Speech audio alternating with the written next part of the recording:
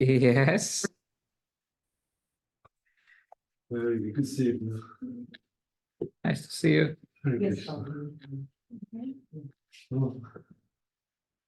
Okay, I'm now the host. Okay, done. It's on the screen. It's on the screen. Oh, wonderful. Thank you. Thank you so much, Prabhu. Thanks. This is the most challenging part in my I'm really bad session. at technology. They told me Xander Prabhu is the best. He can sort you out. He's really bad. No. There's not many people. Okay, we just give a few minutes for the participants to join in, and I'll start sharing my screen in the meantime. It would be okay, but no, it's not. Which is that I don't want to be the husband.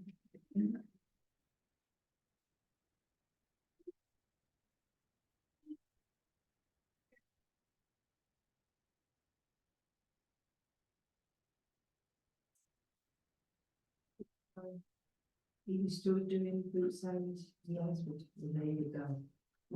Yes, there you go, that's what, you're not lazy, but I think.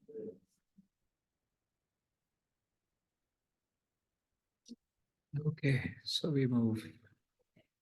We just revise what we did last week first before we get on to the new topic today.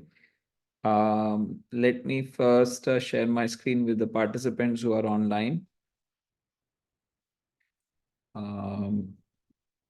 Can you all devotees hear me? If you all can unmute yourself and say once, Hari Bol, Yes. that means I will know. Haribo. Hari. That was a nice resounding Hari Bol. I go so much for that. Okay, let me see who all are here. We have Brendan and Cecily. We have Anishwar Prabhu. We have Kush Prabhu, Sohail Prabhu, Abhijit Prabhu, and Sachikumar Nimai Prabhu. Hari Bol. And here in the, and also Vaibhav Prabhu, can you please, if possible, show your lotus faces so that I can actually know who you are. So when I actually grade you or mark you, then I know whether you were present. This is like a threat, you know. No, I'm just joking. Okay, Sachi Kumar Nimai Prabhu. Okay, I can see his wonderful face now. Sohail and Vaibhav. I think I saw Brandon Prabhu already. Who is Vaibhav? Vaibhav, were you here last week in the room? You're on mute. I think Vaibhav was here last week, sitting just there. He was, Prabhu, yes. Yes, Prabhu, I was there. I'm just Okay. trying to open my camera. I don't know what's happening. Okay. No rush, no rush. Okay. So thank you all for coming. We will go through what we did in the previous session, chapter 13, before we jump on to what we're going to study today. So I'll start with Mangala Charan prayers so that I can speak in the line of disciplic succession, and so that it is purifying to my heart and hopefully enlightening to you all. So you all can sing with me. Om Agyantimirandhasya Jnananjana Shalakaya Chakshuru Unmilitam Yena Tasmai Shri Gurave Namaha Shri Chaitanya Manobhishtam Sthapitam Yena Bhutale Swayam Rupa Kadamahyam Dadati Swapadantikam Vandeham Shri Guru Shri Yuta Padakamalam Shri Gurun Vaishnavamscha Shri Rupam Sagrajatam Sahagana Raghunatanvitam Tam Sajivam Sadvetam Savadhutam Parijana Sahitam Shri Krishna Chaitanya Devam Shri Radha Krishna Padan Sahagana Lalita Shri Vishakhanvitam He Krishna Karuna Sindhu Dina Bandhu Jagatpate Gopesha Gopika Kanta Radha Kanta Namostute Tapta Kanchana Gaurangi Radhe Vrindavaneshwari Vrishabhanu Sute Devi Pranamami Hari Priye Vancha Kalpatarubhyasya Kripa Sindhubhya Evacha Patitanam Pavanebhyo Vaishnavebhyo Namo Namaha. Jai Shri Krishna Chaitanya Prabhu Nityananda Shri Advaita Gadadhar Shrivasadi Gaura Bhakta Vrinda. Hare Krishna, Krishna Krishna, Hare Hare, Hare Rama, Rama Rama, Hare Hare. Okay. So we are summarizing what we read in the previous chapter, 13th chapter of Bhagavad Gita. I think I know most of you by your face. I don't know you, Mataji. If you could introduce yourself. So, Anvesha. sorry? My name is Anvesha. Anvesha. Anvesha. Oh, okay. Beautiful name. And why are you doing Bhakti Shastri course? So I wanted to get hold of the association of devotees and Okay. grow more knowledge about the Bhagavad Gita. Okay. Relationship. Wonderful. I wanted to advance more in Bhakti. Okay. So I wanted to gain more knowledge. Knowledge. And purify. Okay. Thank you. Thank you for joining. Hare Krishna. And Xander Prabhu, I know Xander Prabhu, but Xander Prabhu, would you like to introduce and tell me why you're doing Bhakti Shastri? Yeah, Hare Krishna, I'm Xander. I'm doing Bhakti Sastri for similar reasons, to gain more knowledge and purification. Relatively speaking, I'm in the early days of my life in Bhakti, so I'm just getting to know the books a little more. Okay. So it's nice Okay. to build a solid foundation now to start. So Perfect. Wonderful. Solid foundation. Thank you. So those people who are online, my humble request is if you can keep your cameras on. This is an austerity I'm requesting you to do. Because knowledge of Bhagavad Gita can't be understood by anyone who is not austere. It's written in Bhagavad Gita. So please do this austerity. The best austerity is if you could have been present in front of me, because that way you will gain the same knowledge at least 500 times more by being physically present. But because you are not, it's not possible for everyone to be physically present. So my humble request is to leave your video on. At least by doing that austerity, you will tick box the qualification criteria of Bhagavad Gita. So 13th chapter, we started with nature, enjoyer, and the consciousness. Actually, in the beginning of this chapter, Arjun asked 6 questions to Krishna. And he wants to actually know what is Prakriti, Purusha.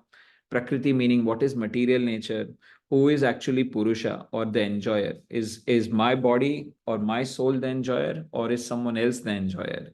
And then what is the field or the kshetra, and who is actually knower of the field?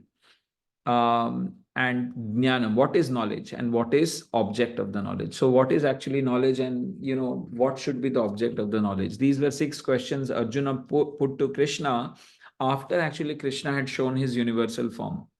So basically, first middle chapters of Bhagavad Gita, they are the core and summum bonum of the bhakti.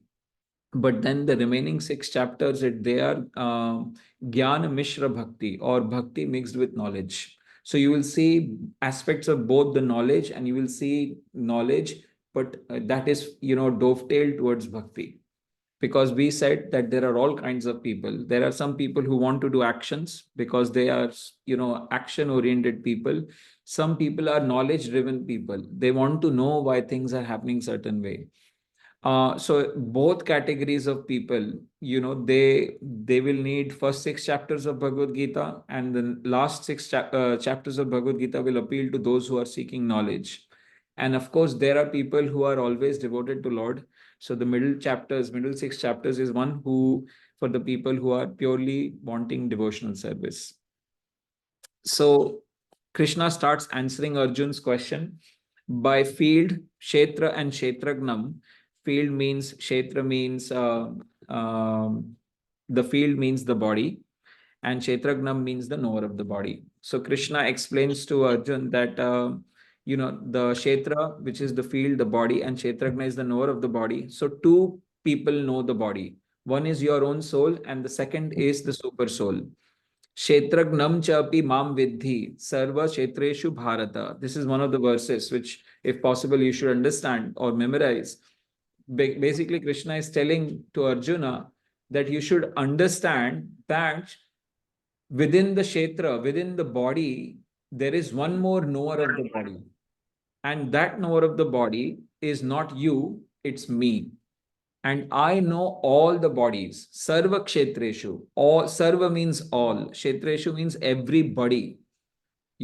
Every single body, I know them. Why? Because I also reside in their heart as the super soul. So this is where we discussed how we can converse with Mayavadis who say that actually you don't have super soul, you only have soul. And when you become free, then the soul merges with the divine consciousness or the global consciousness. So their understanding is the soul is God, or soul is the one that is all knowing, but it is covered by the modes of illusion. And therefore right now you are not God because you are covered by illusion. When you practice meditation, yoga, spiritual life, then suddenly your soul will become one with the supreme cosmos, supreme consciousness. So they don't understand or accept the fact of super soul. But here Bhagavad Gita is very clear because Krishna uses the word cha api. Cha api means also. The word also means that there is someone and also there is someone else. So the Sanskrit is very beautiful, and because Krishna directly used this word cha api, therefore he's telling Arjuna that yes, you are the owner of the body, you are the knower of the body. Kshetragna, gna means jnanam. Jnanam means knowledge. So kshetra means body, gna means one who knows the body, one who has knowledge of the body. And who has knowledge of the body? Soul has the knowledge of the body. But he's saying apart from soul, there is one more person who has knowledge of your body. So if in your bodies you have trouble using this vehicle, then there are two owners of this vehicle. Like you have two copies of a car key. One is lost, then second is always there. So similarly, there are two owners of this body. And super soul, so Krishna explains that he is that super soul. And then Krishna goes on to explain what is knowledge and what is perfect knowledge. Krishna says that anyone who knows the body and the knower of the body, which means this body and the soul and the super soul, then that is called knowledge. And that is the only topic you need to know in the world. That the body and who is the owner of the body, knower of the body. And when you speak of the body is composed of material elements.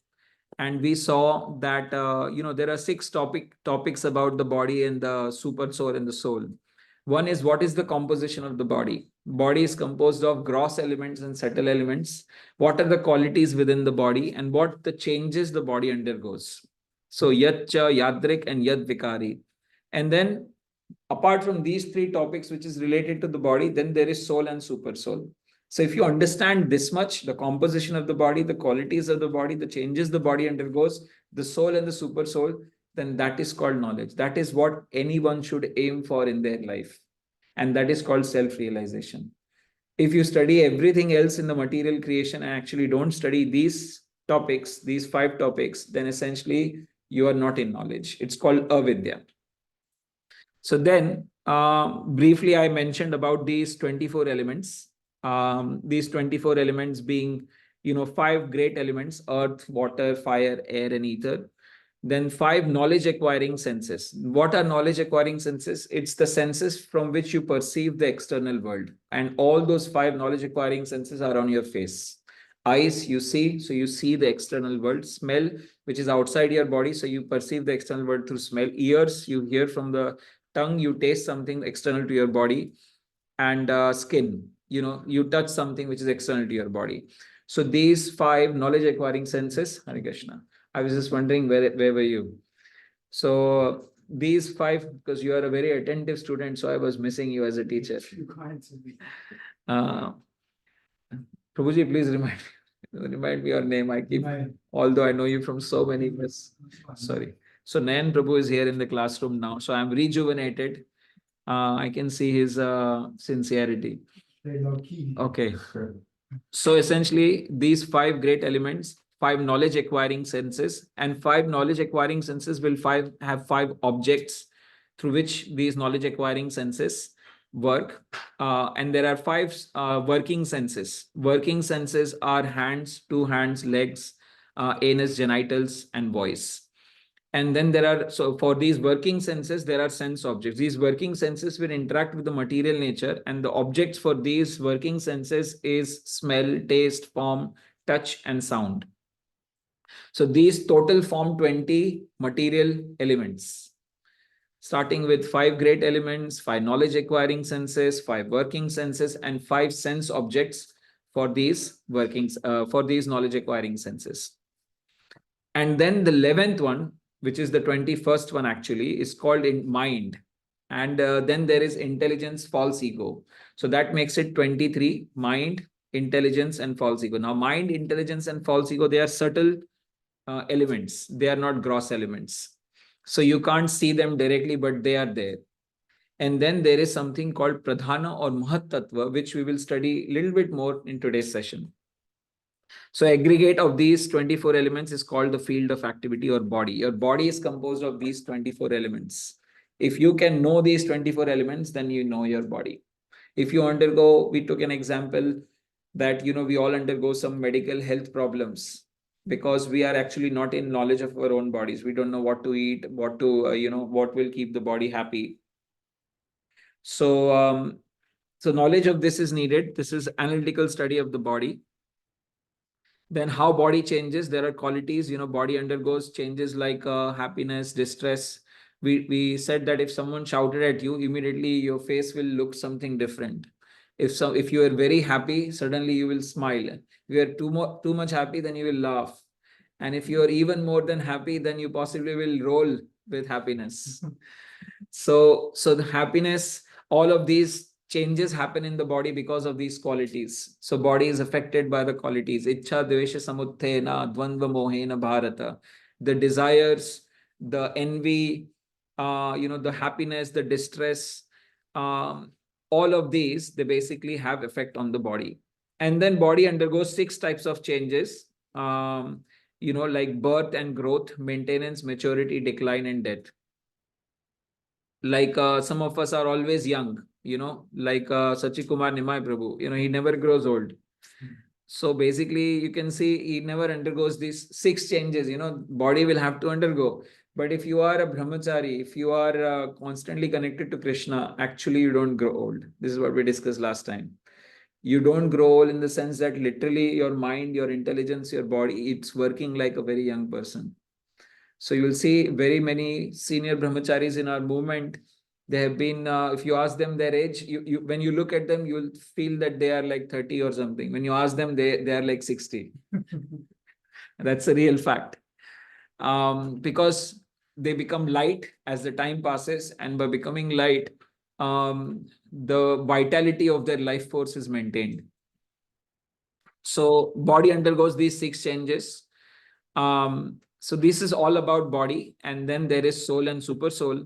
So Krishna starts describing what is knowledge further. If you know just this topic, that what is the body and who knows the body, meaning the body, soul, and super soul, then you are in knowledge. And then knowledge, Krishna further divided into these 20 items, which starts with humility, which forms the basis of knowledge. If you are not humble, you can't take any knowledge. Someone cannot teach you something that you already know. Is that a correct statement? I can't teach you anything that you already know. Can I? True? I can only teach you what you don't know. So for me to teach you what you don't know, you have to realize that you don't know something. Right? And for you to realize that you don't know something, you have to come to conclusion that I don't know something. Right? And you can only come to this conclusion that I don't know something when you are humble. In the mission. In the mission. As an admission, you have to admit it. Any person who thinks that they know it, that essentially means they are in ignorance. Because we took an example of Narad Muni, who said in Prachini Bharishat pastime that I, Narad Muni, 4 Kumaras, Lord Shiva, Lord Brahma, Asita, Devala, and all the best of the sages, we are perfectly realized souls. Narad Muni says, we are perfectly educated souls, and we are the best amongst the living entities. Narad Muni says this with his own words. He is not boasting. He is saying something with extreme humility.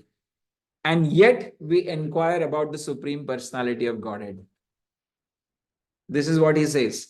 That essentially means that any personality. So for example, you all have consistently told me that the reason you're learning Bhakti Sastri is you want to study Krishna in a structured fashion. You want to understand a little bit more.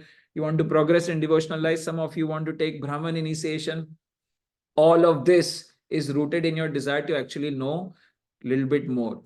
So this inquiry should never stop. This is the first beginning stage. And again, I mentioned Bhakti Shastri is a macroscopic study. Then there is a microscopic study. Then there is a nanoscopic study. So we went through all these qualities. The beginning of the qualities, amanitvam, humility, adambhitvam, pridelessness. Those who have pride actually can't get knowledge. Ahimsa, if you are violent, you can't get knowledge because violence will disturb your mind. Then immediately Shantir, which means tolerance, and Arjavam, simplicity. And if you have these, then you will be able to find a spiritual master.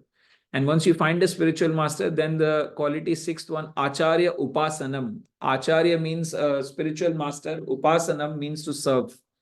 Then Shocham, cleanliness. Sthairyam, steadiness. And we discussed steadiness at some length. So we discussed it in detail what Sthairyam means. Now, you said internal unsteadiness and external steadiness. Internal steadiness and external steadiness. Yes, thank you.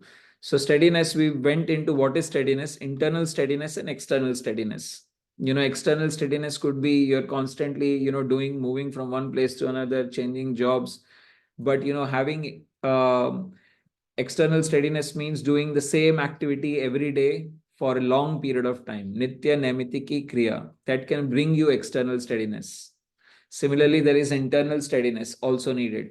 Mind is constantly flickering. Let me do this, let me do that. You never stick to one thing and just do it for some time.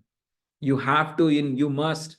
It is not for the sake of doing something to completion. It is for the sake of learning what a steady mind is. What a steady mind is. To have a steady mind, you should just focus on one thing and do it. Doesn't matter whether you're interested in doing it or not, or how long it takes. Once you decide it, just do it for some time. And if you continue to do such activities over and again, what you cultivate is a peaceful, steady state of mind. And therefore, devotees practice this Nitya Naimitiki Kriya, which means every day you do the same process over and over again. Like waking up, cleaning your body, worshipping the Lord, chanting your rounds and all those things. That brings about Sthairyam. You have Nitya Naimiti Dharma as well, or is only Kriya? Your daily activities. Dharma, you can do some days, you have to do every day. But dharma is not an act, it's not a verb, it's a noun. So activity that is done regularly with mind, body and soul will bring about Sthairyam, specifically in relation to devotional service. Then we said Atma Vinigraha or self-control, and self-control is very difficult in Kali Yuga. But by the process that we have in ISKCON, eating prasad, specifically eating food that is offered to Krishna, will make you self-controlled. If you eat things which is not offered to Krishna, will give you trouble in your life, basically. Indriya Artheshu Vairagyam, that renunciation of the objects of sense gratification. Ana Ahankara, no false ego, no identification with the body. This is all called knowledge. If you identify with your body, then basically you will be disturbed when things don't go your way, or when someone comments, or when the peaceful situation is not there for the body. Like you have to work extra hard for an extra job, for extra money, so that you can get some comforts, not for your body, but maybe for your children's bodies. But if you are knowing and in consciousness that, look, we are not the bodies, but we have to maintain them, then you will not be extravagant. You will be just doing things which are just needed for your spiritual life to continue nicely. So, Indriya Artheshu Vairagyam Anahankara. Then there is this Janma Mrityu Jara Vyadhi Dukkha Doshanu Darshanam. So you should have perception, a vision of what is this evil of birth, death, old age and diseases. You should have, we use the word darshan. Like you do darshan of the Supreme Lord, like the sight of the Supreme Lord. Like that, you should have darshan. Like in reality, you should see it, that, this birth, that old age and disease are going to come to all of us, and how they are going to affect us. Evil, that's an interesting. Evil, concept. evil of birth, that, yeah, because it's evil. It binds you here. It keeps you here. How does it keep you here is what we discuss in today's chapter.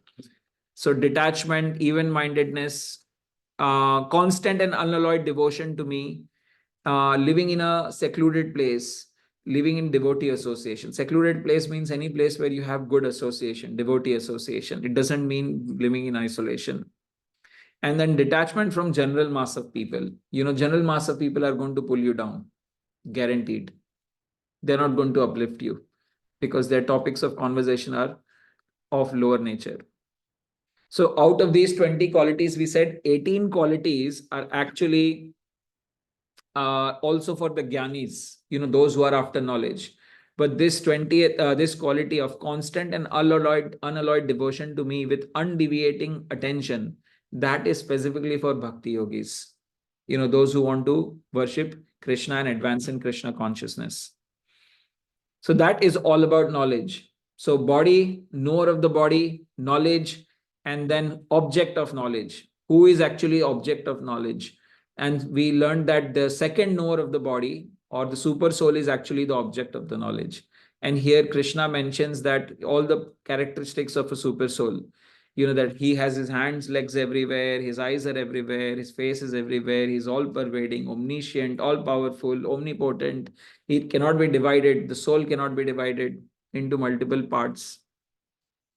He is knowledge, he is the object of knowledge, and he is the goal of the knowledge.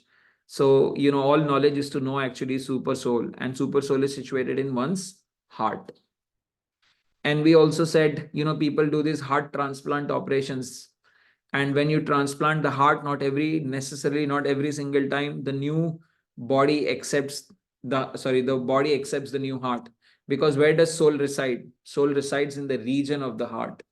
It's like a chair, you throw away a person from the chair and then give the person a new chair.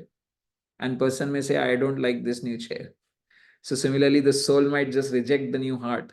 And therefore, the heart transplant operations are not always successful. In fact, the success rate is very low. Sometimes the soul may accept a new chair because it has some desires to fulfill. Sometimes it may not. So in the region of the heart, both the soul and the super soul reside. You're saying statistically, other transplants are more successful than heart, not because it's complicated, but because of that. No, I'm not saying because of that, but they have found empirically that heart transplant success rates are very low. Compared to other organs. Compared to, say, kidney is very normal. You can do like so many kidney of transplants are happening every day. Okay, so then we also read about Prakriti and Purusha. Prakriti means nature and material nature specifically.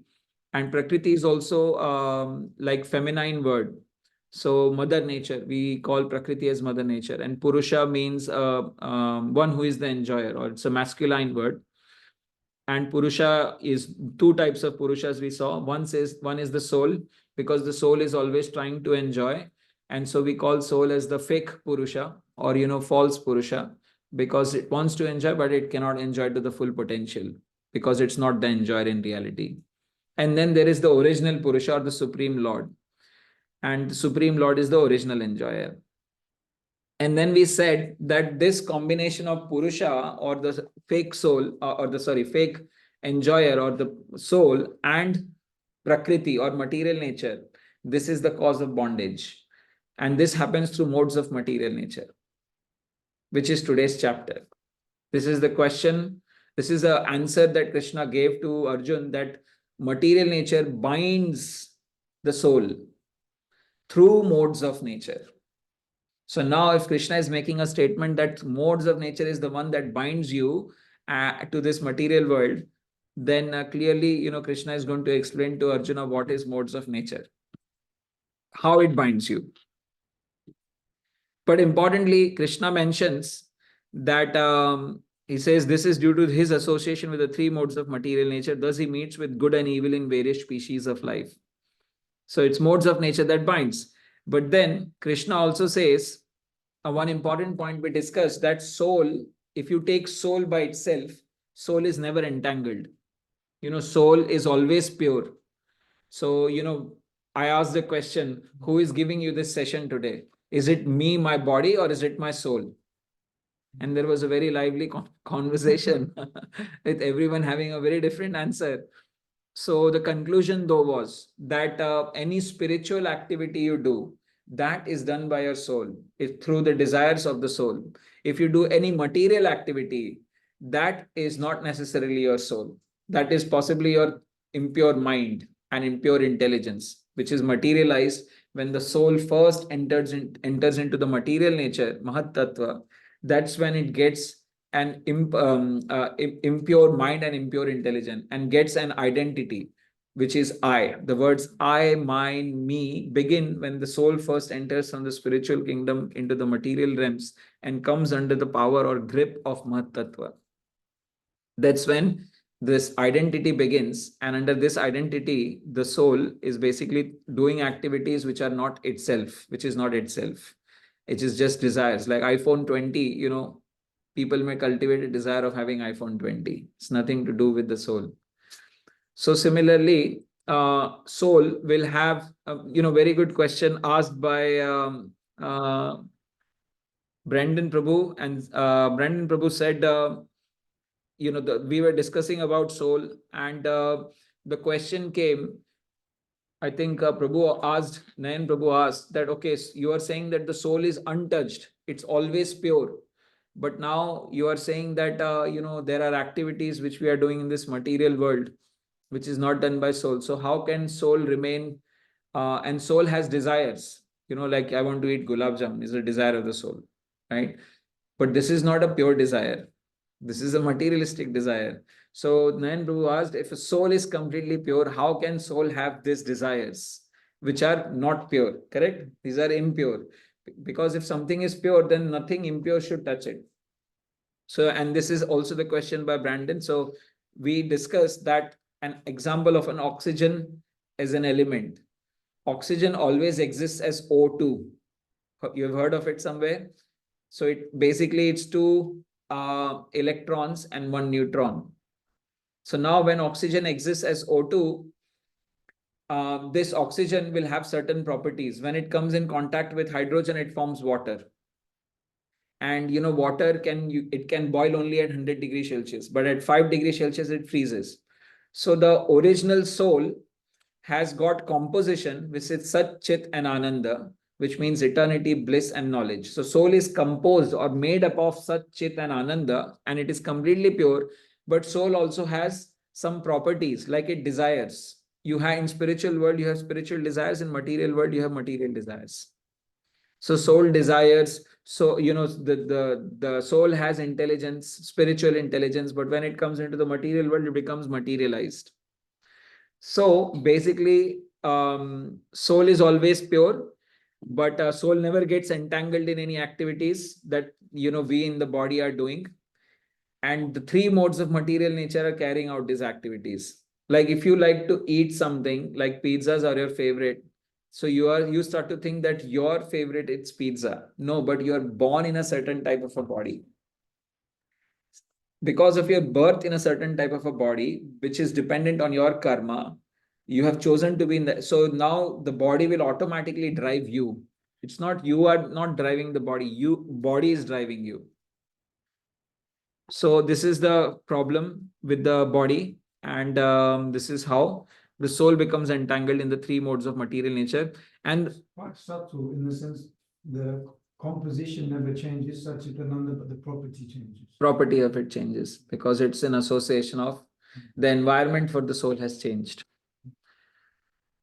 And fake enjoyer. If you're not a fake enjoyer, then these problems don't arise. These problems don't enjoy. If you're not a fake enjoyer, if you give up this propensity to enjoy in this material world, then these problems disappear because you have cleared up the dust accumulated on your soul.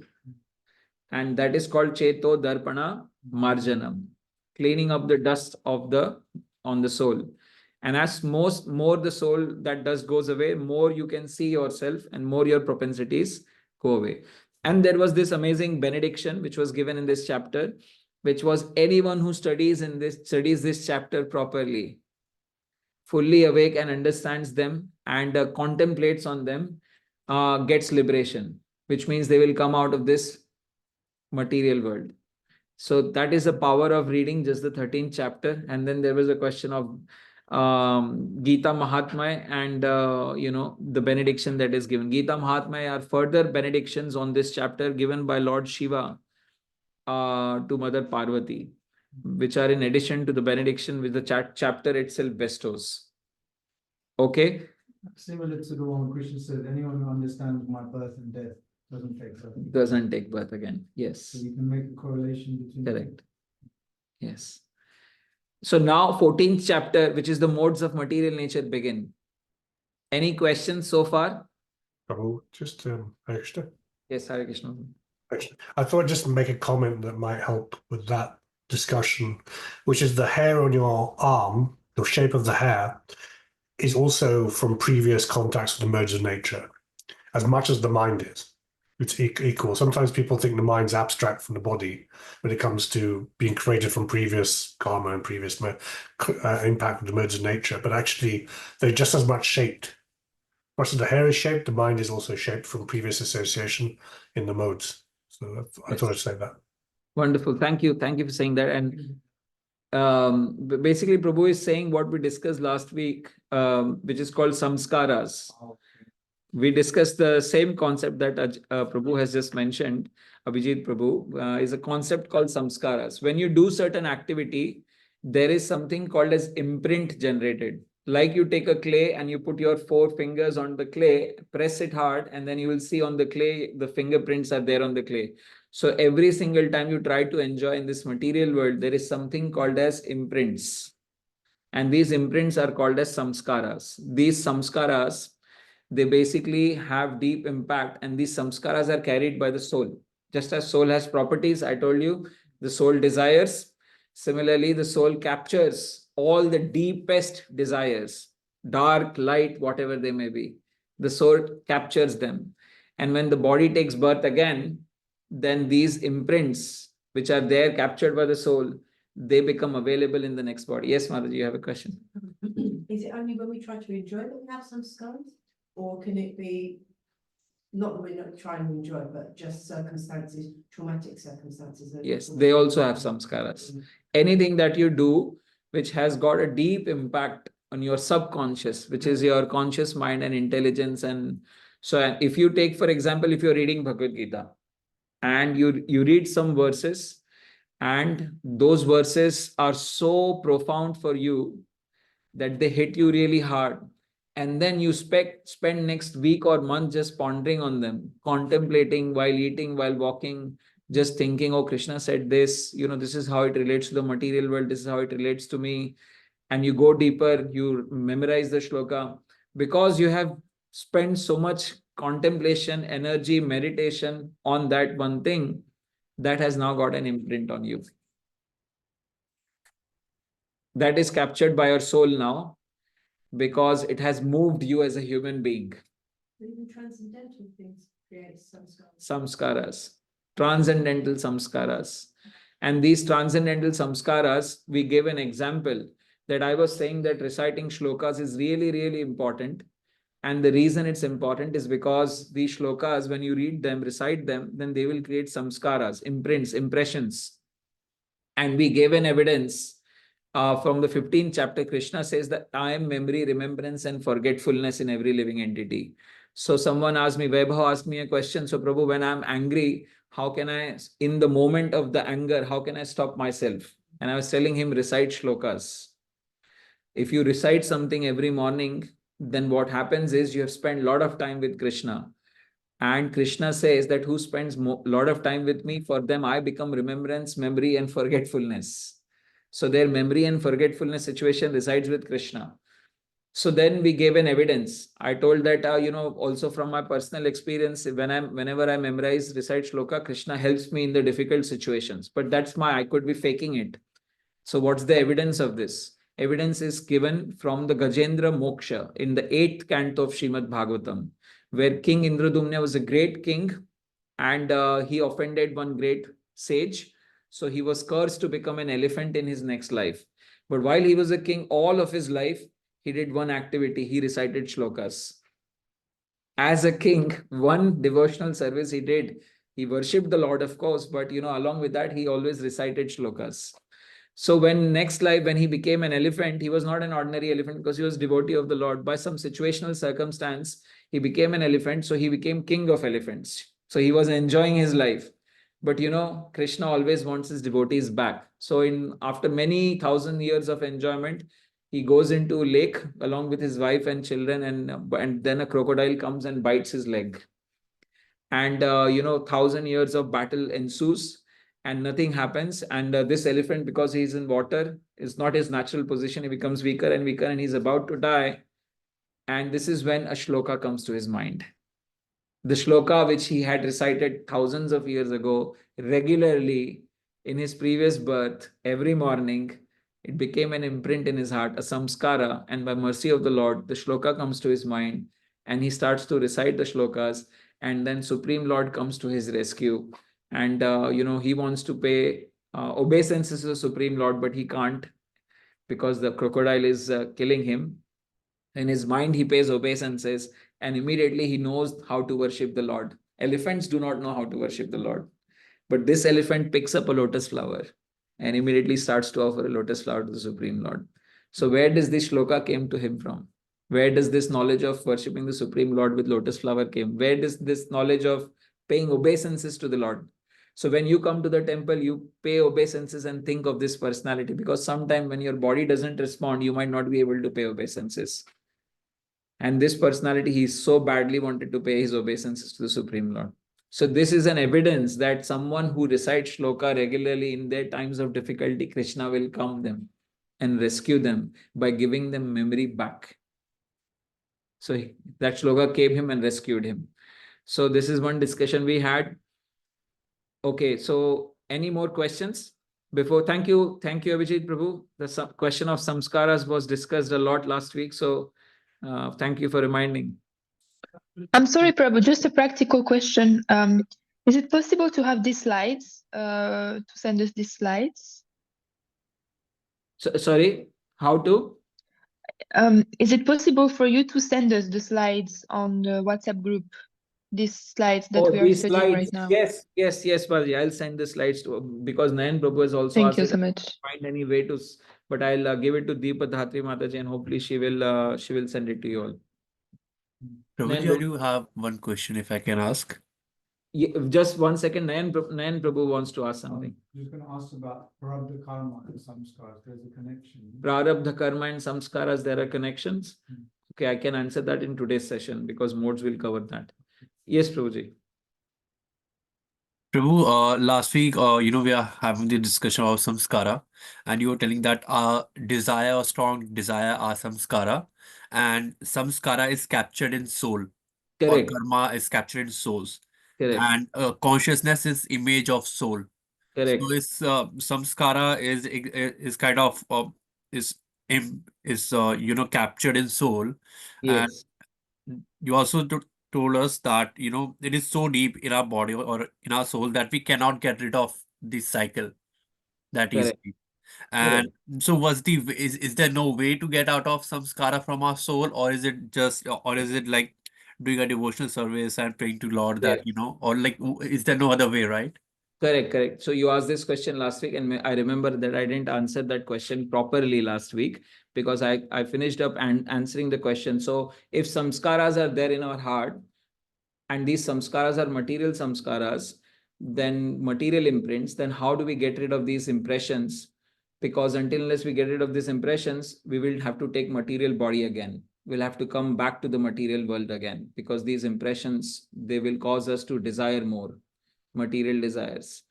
So then if you have to get rid of the samskaras, Vaibhav's question was, how do you get rid of the samskaras? And I started answering his question, but I got drifted. And I started answering his questions by saying that one who recites shlokas every day, Krishna will give them ability to interject in their thoughts. So if something, because of your samskaras, the thoughts comes up. When Ajamil, he had samskaras, Ajamil, he was a great sadhu, he had these samskaras from his previous birth. The moment he saw a prostitute and a man enjoying, his old samskaras came up and they overpowered him because they were impressions in his soul. So how to overcome these samskaras basically? And I was saying that if someone is constantly devoted to the Supreme Lord, constantly serving with loving devotion, and spending a lot of time with Krishna, memorizing shlokas, then Krishna, he blesses them with ability to interject your thoughts. When the thoughts come to you, you will be, when the bad thoughts come to you, and even the good ones, you will be able to have an interjection point into that thought.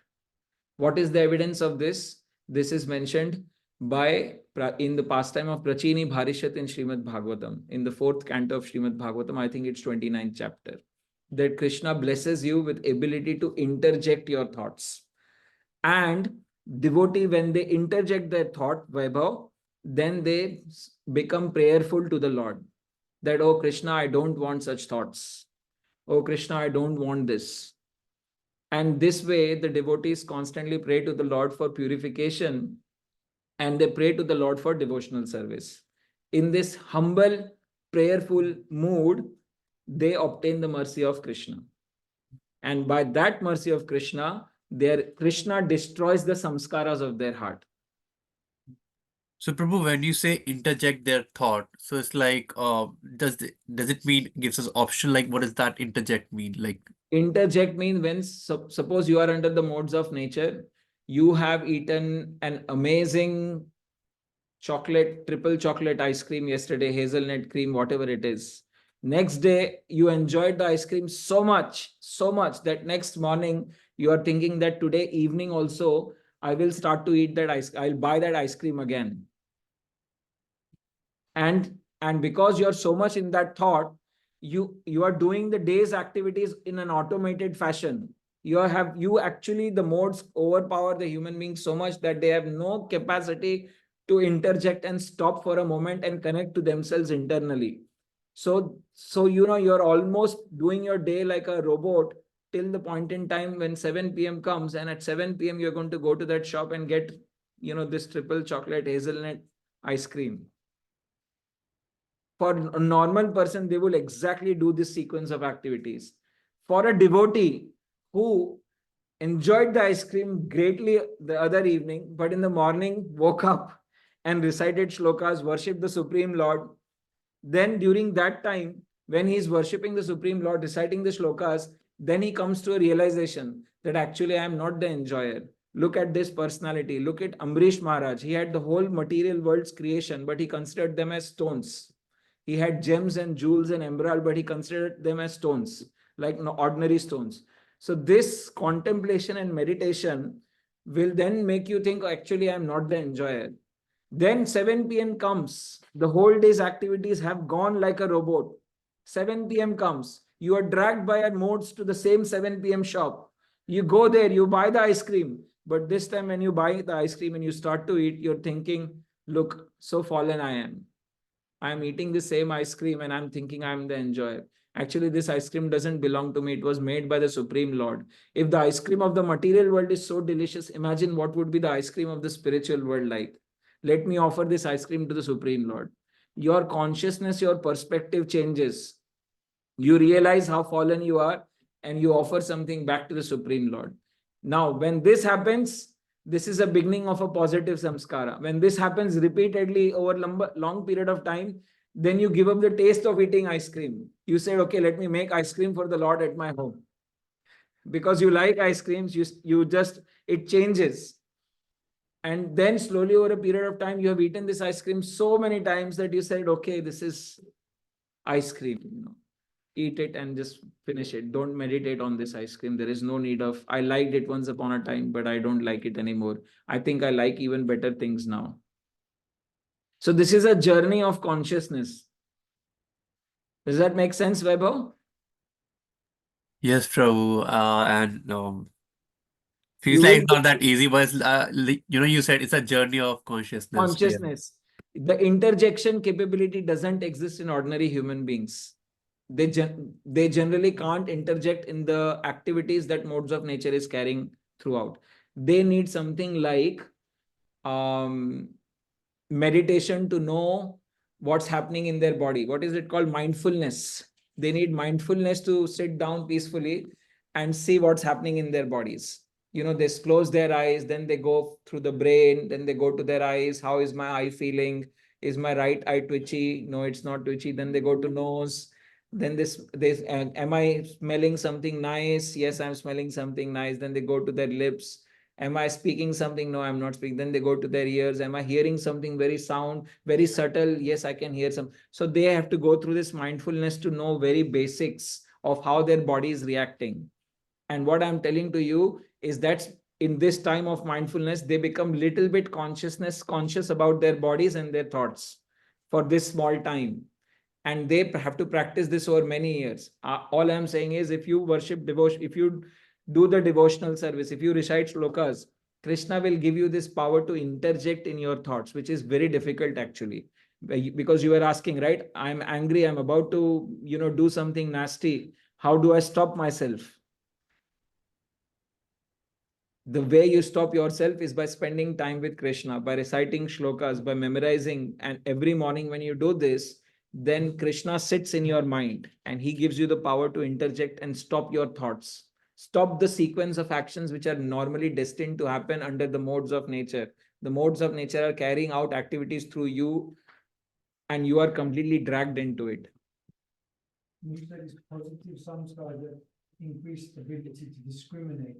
But then above that is paramatma coming, like you said, interjecting and giving you the full answer, like, wait a minute now. Yeah. Because human beings, as a person, we are not able to stop a situation.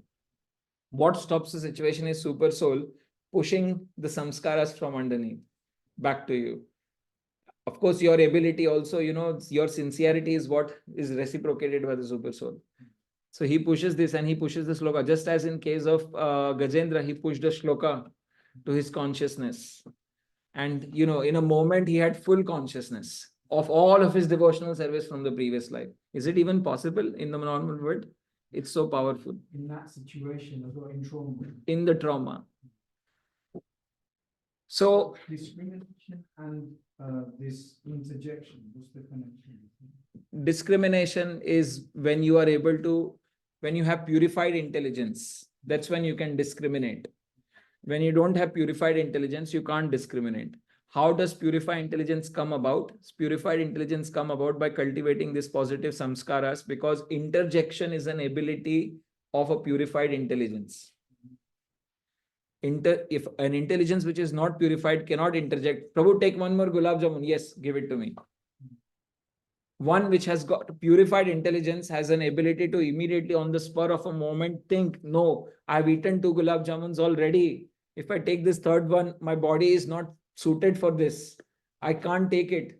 So then they can interject and they can just stop the sequence of actions and reactions and take it towards bhakti, There is a abrupt stoppage of karma, and any activity that is done for Krishna, you have learned, that is called akarya. Vikarma, sakarma, and akarma. Akarma means activities which are done but actually have no resultant actions and reactions. This is how you divert your actions and reactions to no actions and reactions. This is how you stop your cycle of birth and death. This is how you don't get more imprints on your conditioned soul. So, and to answer to Vaibhav's question is basically you continue to perform devotional service, spend time with Krishna, recite, memorize shlokas, and that way you will get power to actually interject in your thoughts in the situation, in the moment where the situation is actually happening. And in that situation, when you actually have the ability to interject, I'm not telling you will be able to stop the situation.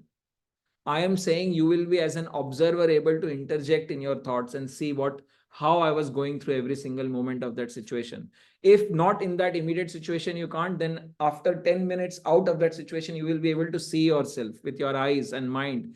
Actually, you will be able to see with your soul what happened in that situation, how things were happening.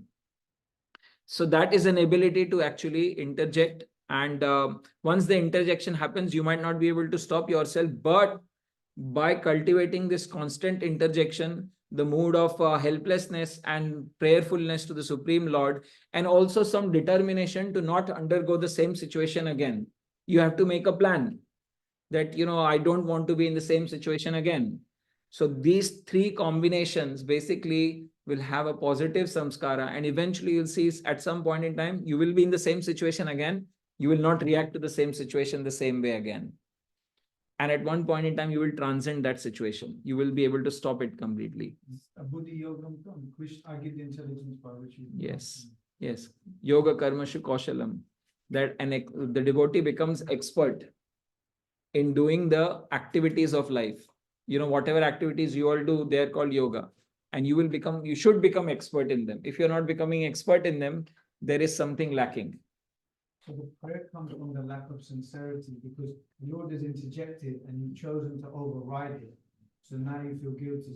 So that means it's like devotees cannot enjoy it because you know too much now, right? You go to the shop, You can't do. know. Yes. Okay, so we have spent a lot of time just discussing 13th chapter. 1 hour is gone. We are still to start 14th. Whereabout are your questions answered? Yes, Prabhu. Yes, Prabhu. Yeah. Okay. Any more questions before we hit 14th chapter? I have a quick one. Yes, Prabhu. This is just, so if we've done the pious activity in a past life, with Yes. positive samskaras, Yes. in the case of, say, a devotee who's done pious activity in a past life, and it takes him 30 years to find Bhakti in this life, or Gajendra, it takes 1,000 years to remember. This is just because the modes of material nature is so strong in the interim period that you don't realize the positive samskaras aren't manifesting up to this point because of the modes of material nature. It could be that, but mainly for devotees who have, practiced devotional service. Krishna is just burning up their pending desires in the meantime. When Gajendra, he became an elephant, when Indradumna became an elephant, he didn't become an ordinary elephant. Devotees don't go back to the lowest cycles. They always go to the higher positions. And so, when he became an elephant, that is supposedly lower situation, but he was not an elephant of an ordinary material. He was elephant in the heavenly planets.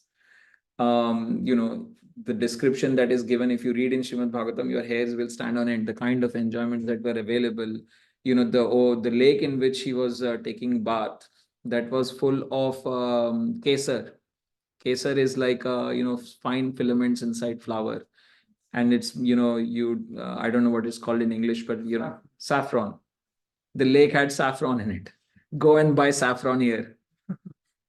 Like 10 pounds, you get like 5 grams or something. So basically, in extreme opulence he was. And Krishna wanted him to come back home. So Krishna arranged for a crocodile to come. And then, they both, when the pastime happens, they both take their spiritual forms immediately. The crocodile takes its spiritual form and the person goes back home, back to Godhead, like that. So devotees never suffer like an ordinary person, even if apparently they are in a, not so convenient situation. Another example is King Chitraketu. Chitraketu, got cursed to become a demon, and he became Vritrasur, and he had a fight with Indra. And when the fight was happening, Indra couldn't understand he was fighting with a demon or he was fighting with a devotee. Because Vritrasur, who became a demon, told Indra, okay, this is the moment you should kill me. Just take your Vajra and tear apart my body and kill me. And Indra got confused. Indra became afraid that now he is going to kill another devotee. I don't want to do this. He didn't want to fight. And then he says to Vritrasur, and Vritrasur gives him instructions on devotional service. So a demon is instructing a demigod. So a devotee can, by under certain circumstances, be in a situation which is not perceived to be nice. But Krishna is always there. Krishna wanted Chitraketu Maharaj to come back to him immediately, because Chitraketu Maharaj in his heart didn't want to enjoy in the material world anymore. He was constantly praying to the Lord. So Lord arranged a pastime in which Chitraketu Maharaj got cursed and to become a demon. And then within, he became a demon and immediately he was killed. He went back home, back to Godhead, which is where he wanted to be. He said that I want to be with my spiritual master. I want to be serving the Supreme Lord. I don't want to be in this body. So Indra, please kill me immediately now. If you kill me now, then I will go back to my spiritual master. Like that. The gender was in heavenly planets, not that pastime. Nope. And even if you read not about Gajendra, even if you read the descriptions of the planet where Gajendra is, you will get liberation. Because the descriptions are so beautiful. Okay, so we have still not started 14th chapter. We're starting now with the 14th chapter of Srimad Bhagavad Gita, with your permission. So this is about material modes of nature, the conditioning of the soul by three modes. So first 1 to 13 verses, they basically, Krishna is telling about how the soul gets conditioned by the material modes of nature. So we'll quickly move on. So, why Krishna explains three modes of nature? It's because in 13th chapter, he says it's three modes of nature that binds the soul inside the material nature. Soul gets bound inside the material because of the three modes of material nature. So he basically wants to explain what three modes of material nature are. And Krishna also promised that if someone philosophically tries to understand, Krishna didn't say if you empirically understand this. Krishna said philosophically, which means using your brains. If you just try to understand this, you will still get liberation. Through philosophical speculation, he will come to understanding of devotional service. And this knowledge is now he says that whatever knowledge he's giving in this chapter is far, far superior to all other processes that Krishna has explained thus far in Bhagavad Gita. So whatever knowledge Krishna has given in first 13 chapters, Krishna says that this knowledge of material modes of nature is even further superior to that. And knowing this, many attain perfection. The expected, here. Thus it is expected one who understands the 14th chapter will attain perfection. So if you are sitting for this session, if you are wanting to understand, then my humble request, do it with attention. Because if you do this chapter with attention, you will attain perfection. And none of these blessings are empty. They are guaranteed blessings. But you have to be sincere. You have to understand the full potency of the chapter. You have to understand the full potency of the verses. Another Falashruti, 13th there was, and again. And now at the very beginning of 14th chapter, there is a Falashruti. Attains sadharmayam, same nature, same qualitative as the Supreme Lord. This is what Krishna says himself. If someone understands this chapter, understands modes of nature, they will attain the same nature as me. Same form as Krishna, but not quantitatively, only qualitatively. So, individual identity will not be lost. They will go back to the spiritual world, but they will still have their individual identity. Spiritual activities and spiritual situation is called devotional life. This atmosphere is said to be uncontaminated. And there one is equal in quality with the Supreme Lord. To obtain such knowledge, one must develop all spiritual qualities. One must develop all spiritual qualities. If you don't develop spiritual qualities, then you will not be able to obtain such knowledge. Yes, Madhu. Does our spirit soul not have the same qualities as the Supreme? Yes, but it is covered. Okay, so it will be uncovered. It will be uncovered. We have the same spiritual qualities as the Supreme, but it will be uncovered and then will become qualitatively back in our original nature. Okay, thank you. So Krishna then in 14.3, sorry, the picture is a little bit blurred. Krishna gives example of, scorpion. I'm not able to admit Harini because my mouse is gone. So 14.3, Krishna gives an example of scorpion and rice. Sometimes the scorpion walks out of the rice bag. That doesn't mean that rice is the cause of birth of the scorpion. Scorpion is just coming out from there, but that doesn't mean that. So Krishna is saying that that he is the cause of material modes of nature. That doesn't mean he is under the material modes of nature. He is pure and perfect. And then he explains the Prakriti as both mother and Krishna as the father. So Mahat, which is the root word, it means that something that extends through all place and time continuously. That is called Mahat. If you have heard this word called Mahatma Gandhi. So Mahatma means one who is great, is a great soul.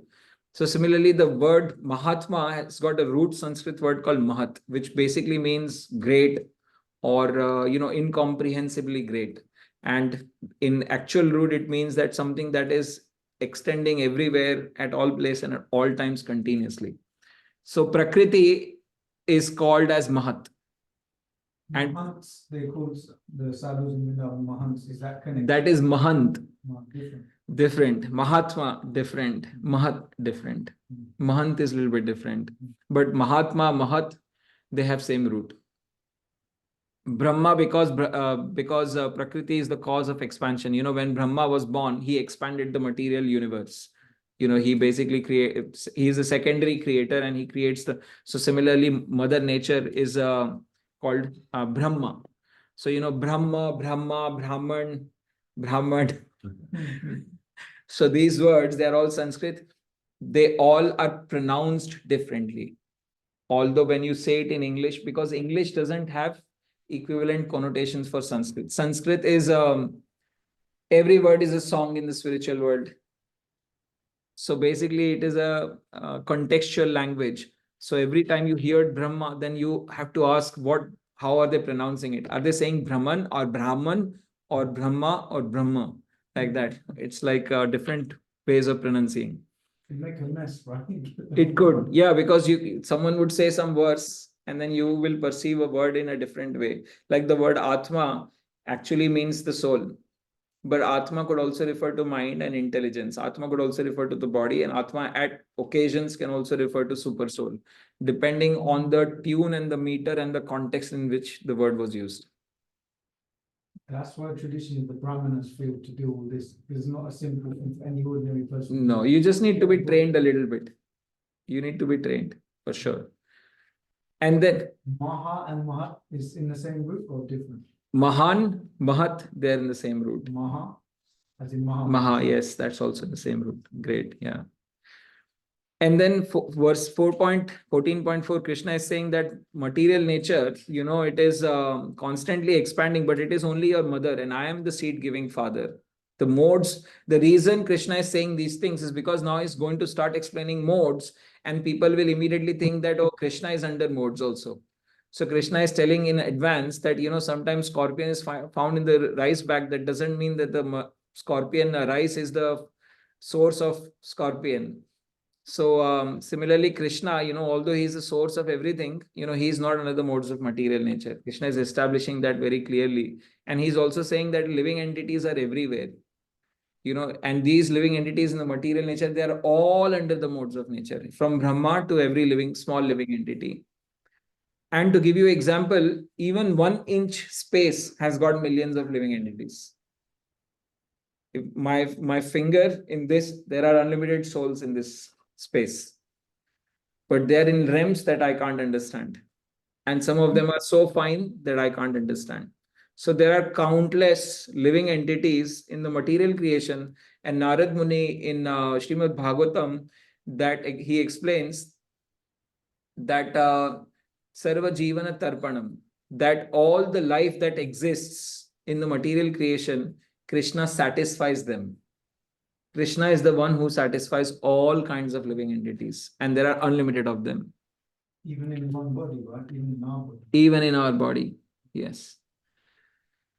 So Krishna, he's basically saying, Sarva Yonishu Kaunteya Murteya Sambhavanti Yaha Tasam Brahma Mahad Yonir Aham Bija Pratapitha. This is a verse you should remember. Specifically, the last line, Aham Bija, I'm the seed-giving father. Mother Nature is basically the Prakriti, and I am the seed-giving father.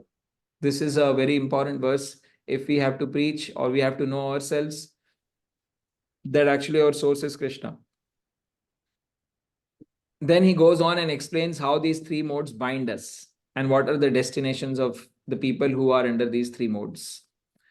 So there are 3 modes: goodness, passion, and ignorance. And there are binding forces. You know, in goodness, you have a sense of happiness, you have a sense of satisfaction, you get some knowledge, you are knowledgeable. People in mode of goodness are knowledgeable. You know, they are looking for knowledge. And but there is also this sense of superiority. I'm better than you, you know, because I am more peaceful, I'm more calm. My way of talking is so refined. I don't speak fast. I speak so nicely, you know, mesmerizing. So there are these people who are in this mode of goodness. Then there is passion. You know, attached to these people are attached to fruitive activities, which means you want to get up every morning, rush to your work with coffee mugs in your hand. while entering the tube station, which is already super crowded. And with one hand you're there, another hand you're drinking coffee. Focus on getting things done. And passion causes them, binds them in the ropes of desire and attachment. And ignorance, there is madness, indolence, and sleep. You know, those people are very lazy in nature. Passion is a very special characteristic because a lot of people are in passion. And it binds them in the ropes of desire and attachment. Why? Can anyone tell me why it binds them in the ropes of desire and attachment? Mode of passion? Because it's unfulfilled. One leads to another, which leads to another, which leads to another. It's unfulfilled. One leads to another. One desire leads to another and another. Okay, that's one answer. Yes. Why does passion bind people? Anything that isn't for Krishna's sense pleasure causes karmic reaction. Yes, but that is also true for mode of ignorance and goodness. But we are speaking specifically of mode of passion. It says it's binds by the ropes of desire and attachment. Two words are mentioned. Because they want to satisfy their senses. They want to satisfy their senses. Looking for the results of their activities, working for the... Yeah, they're looking for the results of their activities. Yes, that's and they want to enhance their sense gratification. Yes. Wonderful. Any other answer?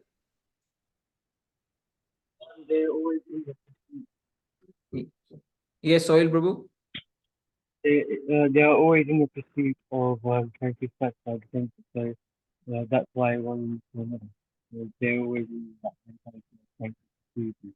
So they're physically pursuing the goal. I couldn't actually completely understand what you said because your voice was fumbly. Yes, Mataji. Is it because of the attachment to the results? Because of attachment to the results. Yes, Abhijit Prabhu also mentioned this point. It's the soul's nature to have it like pleasure seeking. Correct. You can't stop that inherent tendency. You can't stop the inherent tendency. Yes, that's right. Yes, those two answers are perfectly right. That because of the attachment to the results and because you have a tendency to desire and because you are attached to the results. So what happens is when the results don't come out your way, it further attaches you to the result. When the results come your way, it again further attaches you to the result. That I've done well now, I will do even better next time. So the problem is it's a vicious cycle because of combination of both desire and attachment. If you simply had desire and no attachment, there is no problem. If you simply had attachment but no further desires, again, there is no problem. Because you have attachment to something, you are going to do it, but then you will not have further desires with it. But the combination of having strong desire and attachment to it is the biggest problem, which keeps people in the mode of passion, which is the maximum number of people in the material world. That's why Krishna says, give up gain or loss. Well, don't worry about the gain or loss, because the danger is that you'll get bound by seeking a particular outcome. Correct. Yeah. Yes, perfect. Yes, that's true. That's why Krishna says that, you have to give up attachment to gain or loss. Because if you don't give attachment to gain or loss, then you will be attached to it more and more. You'll get imbibed into this vicious cycle of the mind. Then there is characteristics of the mode. 3 modes are given. Goodness illuminates the gates of the body with knowledge. We'll discuss this a little bit more in a moment. Frees one from sinful reactions. So you karmically, people in the mode of goodness, they become lighter because they are already living a very pious life. It relieves them from this heavy karma. You've seen this and we see this in the material world. Some people are working like very hard, right? From childhood, they have got very tough conditions and they have to work very hard to overcome these tough conditions. And some people, they don't have to work so hard to overcome these tough conditions. Where is this coming from? This is coming from their heavy karma that they have got because of cultivating certain modes in their previous lifetimes. The more you cultivate the mode of goodness, you will see that you will be non-violent. You will have the knowledge. Because you have knowledge, therefore you will refrain from doing something which is wrong or which will cause you more problems. because you're geared to gaining more knowledge. So knowledge brings some benefits. And one of the benefits is your karmic footprint reduces in size. And so therefore you become free from sinful reactions. When you become free from sinful reactions, you are geared to success in material platforms. You're geared for success in corporate, you're geared for success. Yes, Mataji. But there's still reactions, it's just not simple. Right? That's right. Good reactions, bad reactions. Vi karma, sa karma. So they don't get vi karma, bad reactions, but they get sa karma. Now, Which because still ties. it will still tie them out, because they will have less of negative karma now, but they have good positive karma. So they have to now enjoy the good karma. That's another problem, because with enjoyment, they will be again in this cycle. They say no, that bad times bring tough people work hard and bring good times. Good times bring about lazy people, and lazy people bring about bad times. Correct? It's a circle. Yeah. Mode of goodness is you're more of like a receiver, and mode of passion is you're an achiever. Yes. Get it? Correct. Wonderful. Yeah, Nayan Prabhu is mentioning that mode of goodness is like a receiver. You want more knowledge. And mode of passion is like you are an achiever. Yes, true. And then there is mention of in mode of passion, what happens? Intense endeavor, unlimited desires and longings, great attachment and fruitive activities. Specifically fruitive activities is a root source of mode of passion. Someone who you see, they are very much attached to, doing things on time and very meticulous about, getting the results. And, they can just go on doing it for day in and day out for many years, because they're very focused on results. That is basically fruitive mentality. We want to get back some results. Yes, Madhaji. Go ahead. But say, for instance, with our Saturn, I'm quite obsessed now about what time I do things, because I know if I don't start certain activities certain times, I'm not going to be able to do it. Yes. Is that then too much in your mode of passion, or does it not count when it's mode of passion applied in a right fashion. All right, okay. Mode of passion can still be applied rightly or wrongly. If you apply mode of passion to devotional service of the Lord, that is spiritualized. Okay. Because in the spiritual world also, devotees are, having passion and competing to serve the Lord even better. Like that. So any mode that you think you are applying in your spiritual life, then that will basically help you transcend that mode. Come out of that mode, because you have got a spiritual connection in there. So initially when devotees begin, they will not begin out of pure transcendence. They will begin in the conditions that they were made, the way the body was made. You will be forced to act the way the body was given to you. And no one can escape that. So basically you will start, and then slowly over a long period of time, by your persistence, a certain mode will start to diminish. And then you will automatically become more Brahminical. If you are Brahminical means, peaceful in mind, having deeper sight and vision, seeing things as they are, simplified in nature, no complications, no duplicity and stuff like that. It's cross-reference, no? Because you got your guna, but then you got the environment as well. So if you're in the countryside, there's more mode of goodness, whereas city is more passion. So. Yes. So that is your environment. That if you change your environment to sattva, then automatically the impact of the modes will be less. It's the modes are made of material nature. If you put yourself inside a refrigerator, the only option is to feel cold. If you come out of the refrigerator, put yourself in a boiling water, only option is to boil with the water. So if you put yourself in mode of goodness, that's why you go to, get up early in the morning. So automatically you will be geared for goodness. Some people will struggle with it because they have cultivated a lot of ignorance and passion. So like that, these modes, they are going to give you specific existence.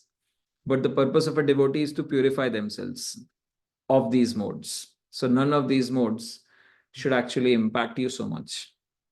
Krishna is trying to help. He's already given the instruction, be in a secluded place, heard in previous chapters. And as you said, with devotees. With devotees. So if you don't do that, you want to be in the city in the madness, you're making it harder for yourself. Yes, that's true. It becomes harder, it becomes difficult. But take, for example, this temple. If I don't speak for a moment and you don't speak for a moment and no one speaks for a moment, just let's do that now. Don't type anything and hear what's going around.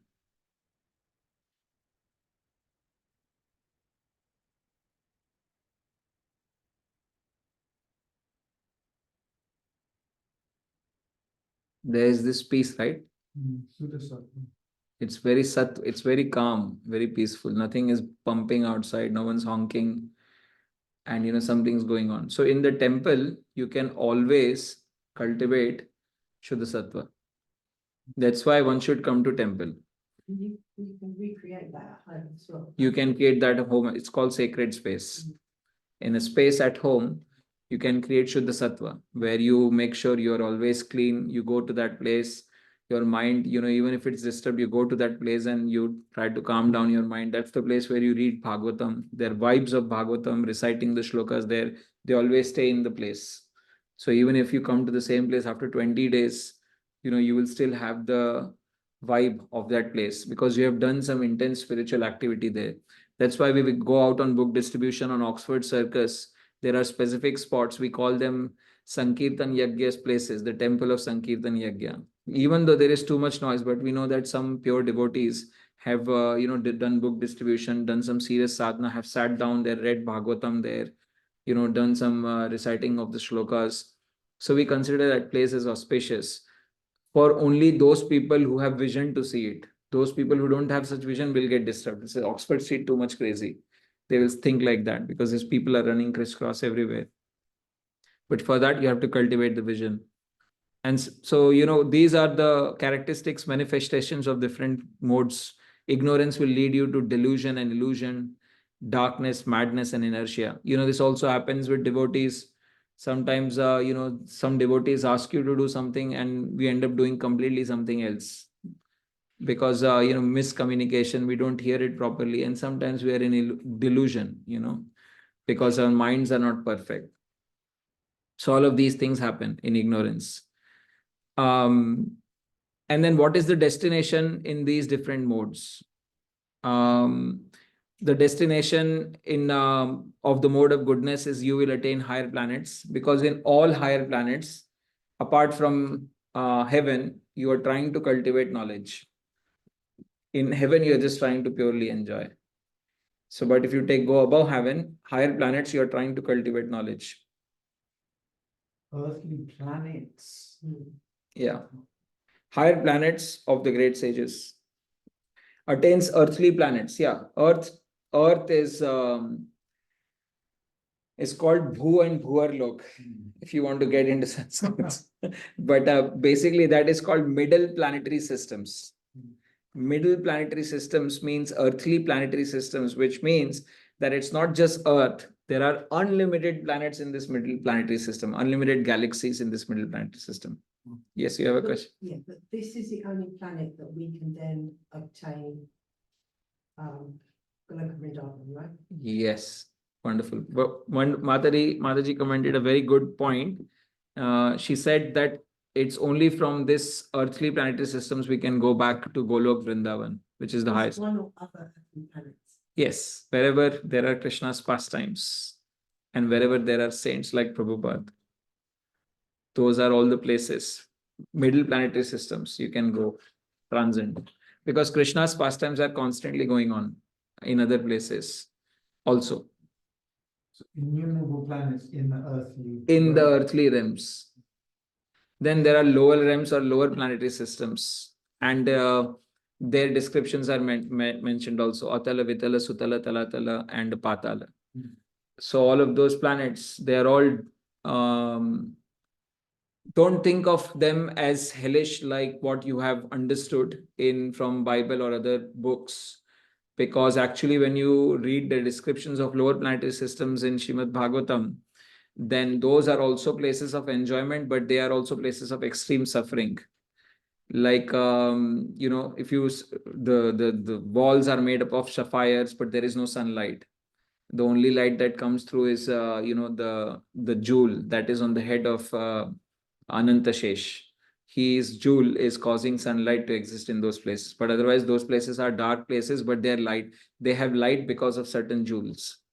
That's why they have no sunlight otherwise. And because we are in the middle planetary system, we have half day and half night, like that. If you go higher planetary systems, you will have more light. It's all completely light above. And then lower planetary systems, it feels like sometimes all these people who make movies, they steal everything from our books and directly make it into a movie. Like Lord of the Rings, if you see, it's basically capturing a lot of the information from the Puranas and from these Bhagavatam and other places. Matrix, the movie, is literally Bhagavad Gita and some of the other books. And there are a lot of other movies, which basically take all of this knowledge and present it. I'm not recommending you to be movie watchers. I'm just saying this. Star Wars is Raman. Sorry? Star Wars is Raman. Star Wars is, yeah, it's the conceptually, yes. The guy who did it, he met Prabhupada when he was on the Laguna Beach. He's going Oh, okay. on walks. I didn't know that. Before he went to. Yeah. Like, this, who's the iPhone guy? Like, he came. Steve Jobs, yeah. So this guy, the director of that, he used to meet the Yeah. devotees on the morning walks in LA. Okay. Laguna Beach. Okay. And then from there. From there he did. Just like he's saying Steve Jobs would also come to our temples for prasad. Yeah, he says this in his Cambridge announcement that he had foster parents and he would walk 7 miles once in a week to get one good meal in the whole week in the Hare Krishna temple. Yeah. So there are many such connections. Things are happening. One day you will see on a London bus, that I'm not the body, I'm spirit soul. Always wanted to do that. I've always wanted to do that. Who knows? That might happen one day. These things are possible because knowledge is there. Just the other day at my work, my Russian friend was saying, that I'm feeling very sleepy, like a bear, like a polar bear. It was very cold. He's a Russian. So then suddenly he told me maybe from my past life I was a bear. I said he is a completely non-devotional, non-devotee. He is not related to Hare Krishna, but he is telling me maybe from his where did he get this knowledge from? Possibly from other Russians who he might have Russian devotees who he might have passed by, or he might have picked up one of our Bhagavad Gitas from some bookshop and he might have read it. There's 3 other examples as well. Adidas. Yeah. So they took that one. And Sainsbury's nectar points. Yeah. They took that one. We were using that. And the other one is the Starbucks. They have the book of the week and a reading room. So that was Prabhupada's idea. He said that I create reading rooms, just give a little drink, herbal, and they can just sit quietly and read. Yeah. They're quite sharp on it. They're taking our idea. I'm not sure if all of those things are true. Some of them are true. I don't want to say that all, because there was this era where every single word, take for example the name California, and it comes literally from the saint called Kapil. Kapil, there was a saint called Kapil Ashram. So that name got turned slowly over a period of time to California. But then people said Perth is actually Partha. Partha is name of Arjun in Bhagavad Gita. But that's not true. People just make things up because they like something Sanskrit. It's not true. So don't believe every single thing that you... Yes, yeah, like you can't. No, you have to give me evidence. Science, evidence. I'll come back to you. Yeah, come back to me with evidence. Because if there is no evidence, there is no point believing in them. Oh, that was the third evidence. Shabda. Shabd. Yeah. Anuman. Pratyaksha. Shabd. Okay. Okay, so moving further. So, people who are in the mode of goodness, they go to higher planets. People who are in the mode of passion remain in the middle planetary systems. People who are in the mode of ignorance go to the lower species of life. And results of action, the people in mode of goodness, they are pure, they have knowledge. Misery and greed. Greed is, specifically for the mode of passion. There is a lot of greed. And then there is ignorance, there is foolishness, madness, illusion, essentially. Why is misery in passion? Is that due to unfulfilled desires or another cause? Yeah, unfulfilled desires. And even if the fulfilled desires are there, then there is happiness. But after that happiness comes misery again. Because the desires are unlimited, and to fulfill next desire, you will have to be miserable to finish it or to be able to do it. Because passion means unending desires and attachment. So you are happy. The tagline for the people in the mode of passion is work hard, party harder. Heard that before?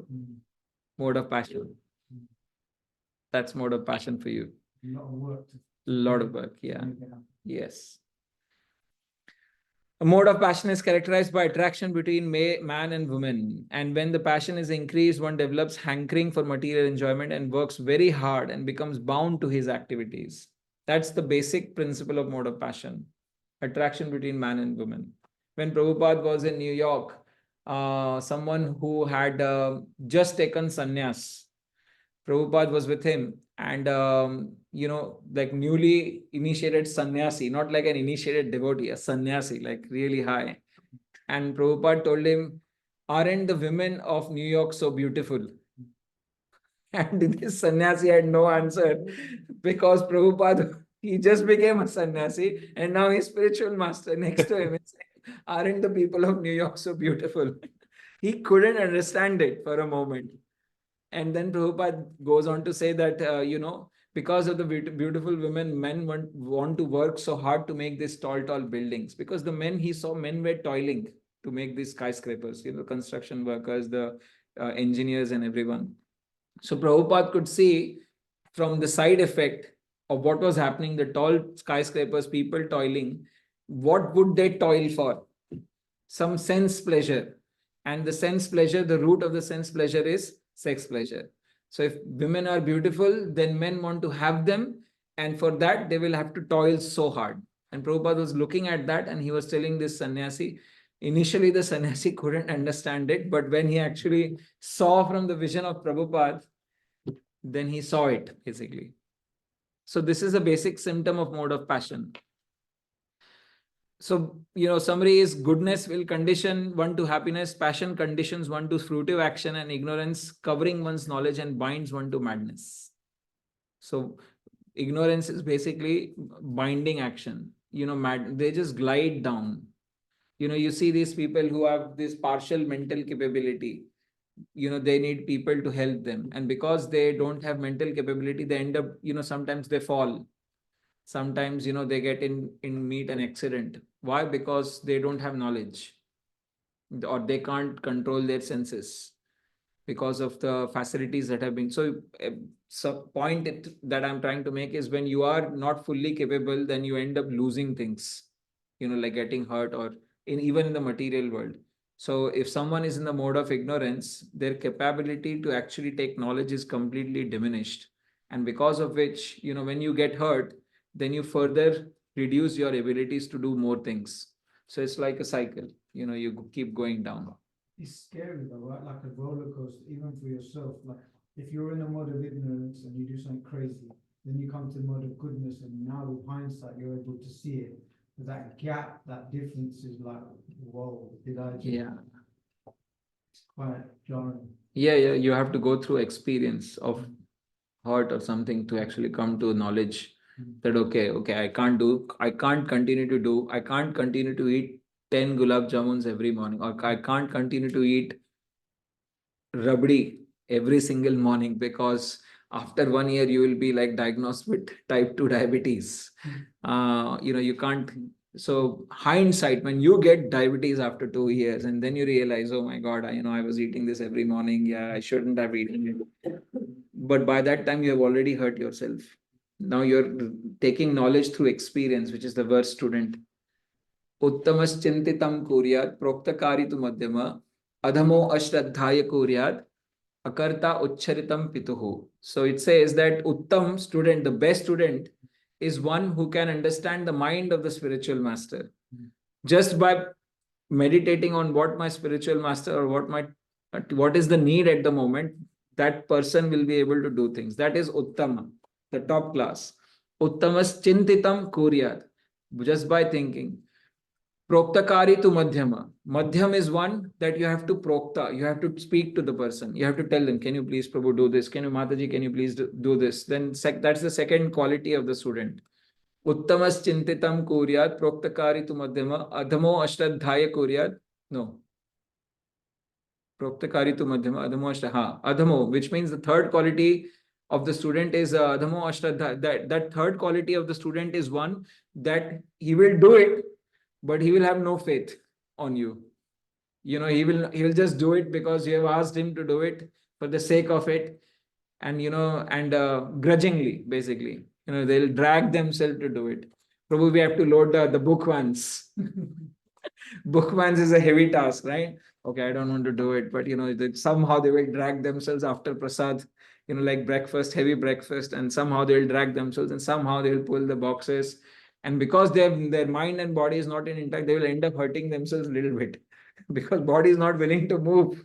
And so this is like third grade, and then akarta ucharita, and the person who actually doesn't do what you ask, he says that person is as good as stool. It's just useless because it's not a student at all, really. So this is the mode of passion. And before we go for a break, I'll just quickly go through this last point. These are the obstacles for various mode. Mode of goodness, the obstacle is there is no impetus to take up spiritual life. Why? Because you are too happy. You go out on book distribution and you ask them a simple question. Are you, we are giving these books to make you happy. I'm good. I am good.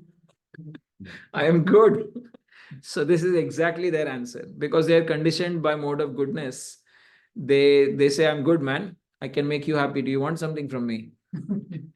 So that's what they reply. And because you are too happy and satisfied to do what Krishna says, it's very hard for you to be humble.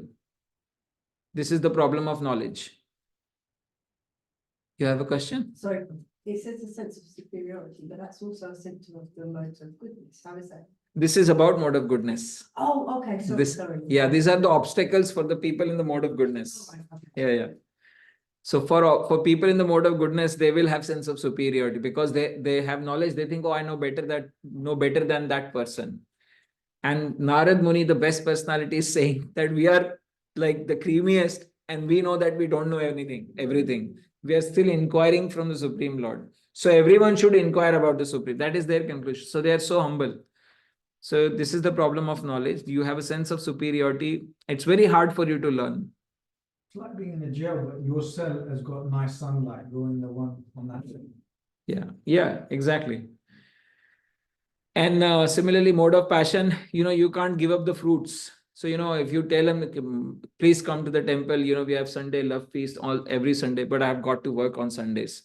What makes you work on a Sunday? Maybe there is some genuine condition, but some people are just conditioned to working like 6-7 days a week, and they have no time for themselves. Maybe sometimes they have family issues. They need money really badly. That's not a category of people I'm speaking about.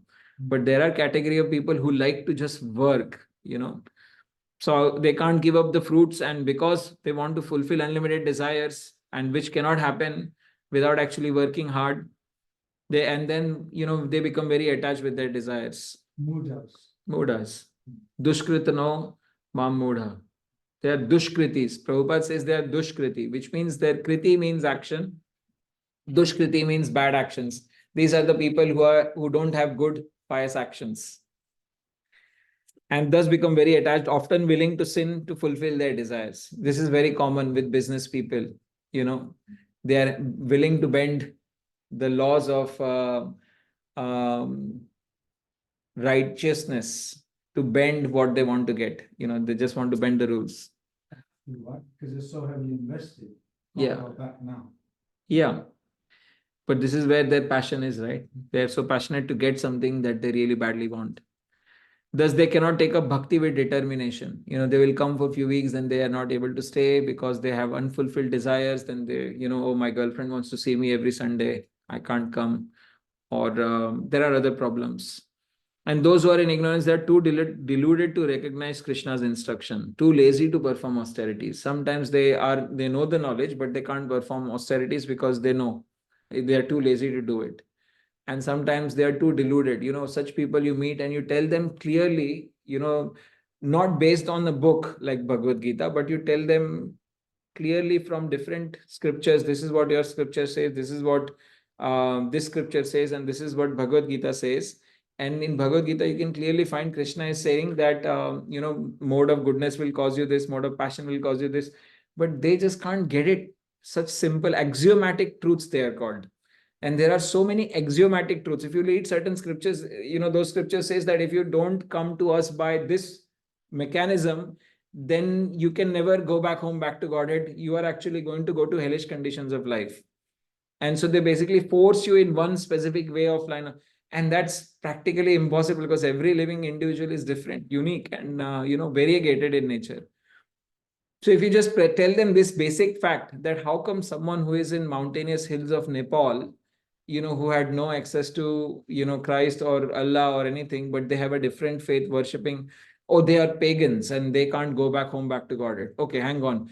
If God is God, then God is independent to choose who he wants to take home back to Godhead. So how come you define, no, but God has told us no, but it's God's son who told us in this book. No, but it's actually God's messenger, the prophet, who has told us in this book. So whatever God says, is that the truth according to this book only, or God is way beyond this book? Is God unlimited actually? And so he can choose to do things in an unlimited fashion. And this is where you can say that in Bhagavad Gita, Krishna says that I am situated in everyone's heart as a super soul, and you don't need to disturb anyone because actually everyone is coming to me anyways. Whichever path they are in, everyone is coming to me anyways, because you understand life as religions. Krishna doesn't explain life as religion. He explains life in mode of goodness. Worship is explained in the mode of goodness. It's not explained according to the mode. Worship is explained according to the modes of nature, not explained according to the religion or birth. That is a scientific evidence of Bhagavad Gita. You didn't get it?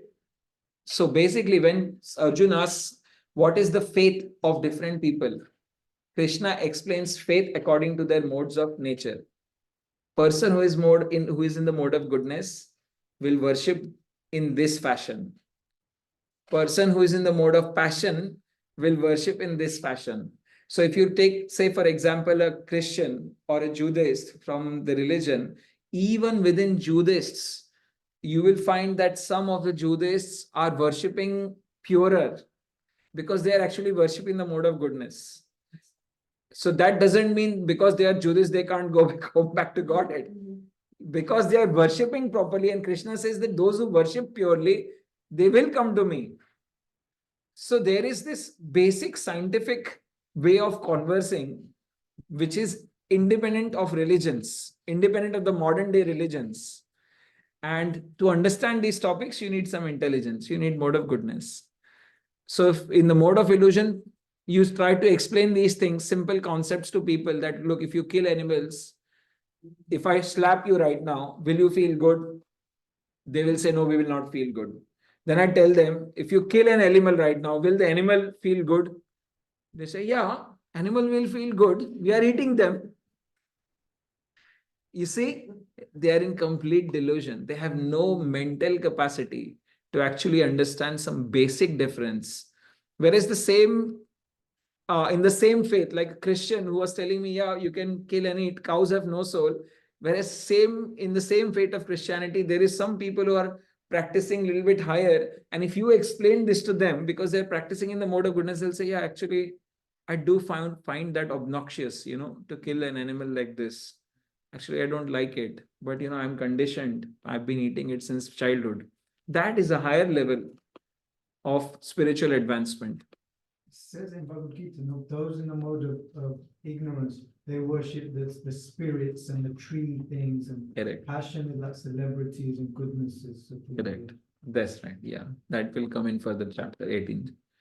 So with that, we'll give a break of 5 minutes and then we'll come back. And in the meantime, if anyone has questions, you can ask me questions. I'll stay here.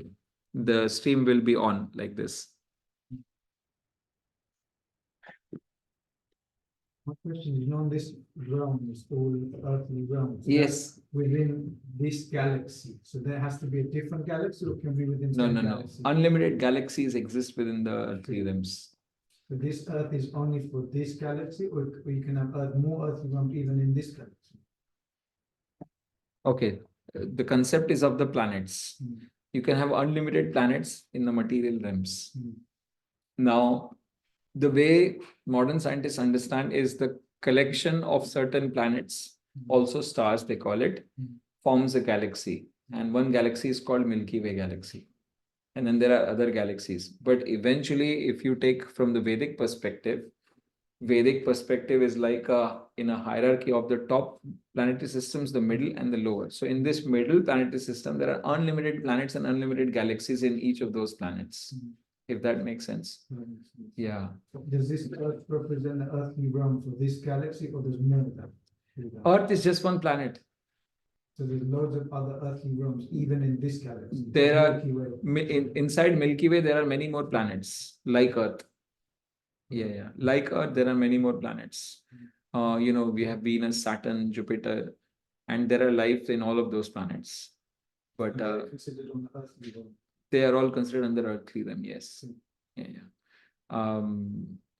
There is a planet called Dhruva Loka, which is which is fixed, and all the earthly planetary systems, they are all revolving around that Dhruva Loka.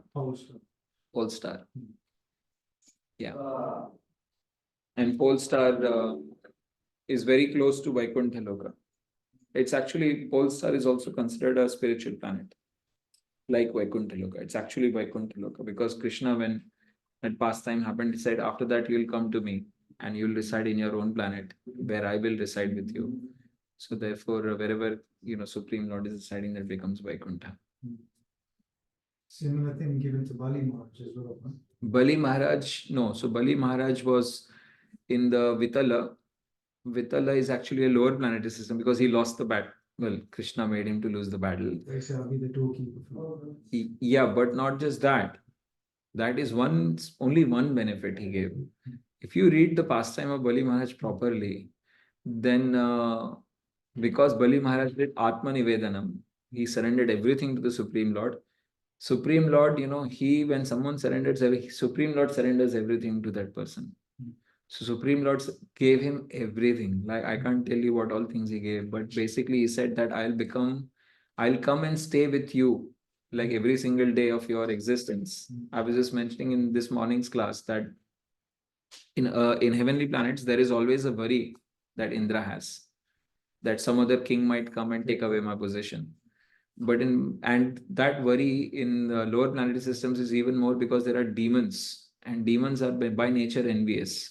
So envious people will always want to pull out whoever is in power and become themselves powerful. So Bali Maharaj's situation could have been even worse because he was now in a lower planetary system. But Krishna says that I will come and stay with you as your presiding deity of this planet, and by my blessing, there will be no one ever be able to challenge your position. Not just that, I will stay with you personally day in and day out. Not just that, I'll guard your all the boundaries, all the doors of your planetary system. Not just that, after finishing this, you will become king of heaven. Not just that, after that, you will come back home. So maximum. He gave Bali Maharaj everything that a devotee can. And it's just unimaginable what Supreme Lord can reciprocate with someone. So Bali Maharaj is the example of Atma Nivedanam. Atma Nivedanam. Gajendra is the example of. Oh, maybe, I don't know, to be honest, but he remembered shlokas, Mananam, I think. I don't know. And then 4 Kumaras is an example. 4 Kumaras is mentioned in this chapter. Oh, my battery is out, about to be unset.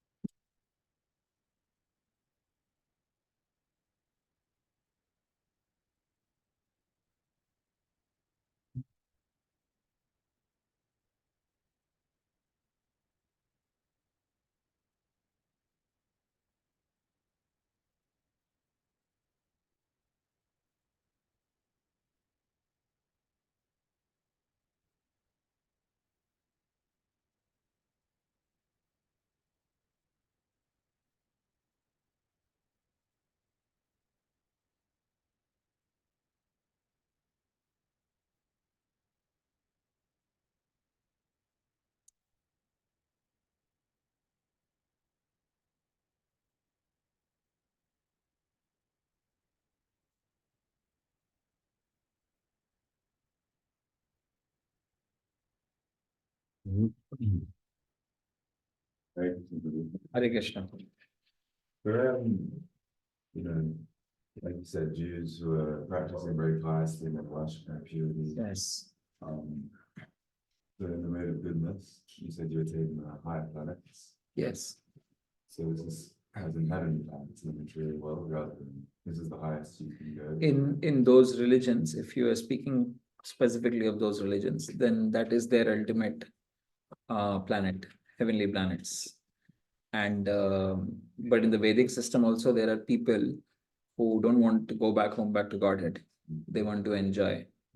But there are people who don't want to necessarily enjoy, but they are interested more in peace and knowledge.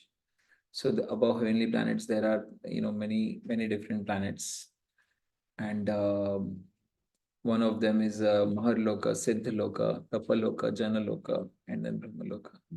So they will go into one of those depending on what they were cultivating throughout their lives. Is it possible for Krishna someone? Prabhu, add something? Hare Krishna. Yeah, Mataji, Xander Prabhu.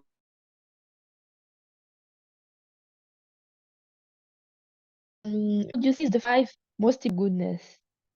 From 1 more important to 5 less important. So this needs to like I know some mistakes in other faiths. Yes, So yes. very realized. So Yes, it's possible, even if they don't have knowledge of the name Krishna yes. or the form, it's Yeah. possible still to be liberated. Yeah, liberation again, so if you read the Song of Solomon in Christianity, he is describing the form of the Lord and goes against the very basics of Christianity, but he's one of the accepted saints. So what is the destination of Saint Solomon? He is basically going back home, back to Godhead, to Krishna, because here he is describing that my Lord's hair is so beautiful, his face is. And in general Christianity, it understands Lord as light. That's the root of the religion. That Lord is all pervading, all powerful. Yeah, but there is Jesus wanted to give them more, so he introduced them with the concept of relationship. The Lord is your Father. He's a loving Father, and we are His children. So if there is a relationship,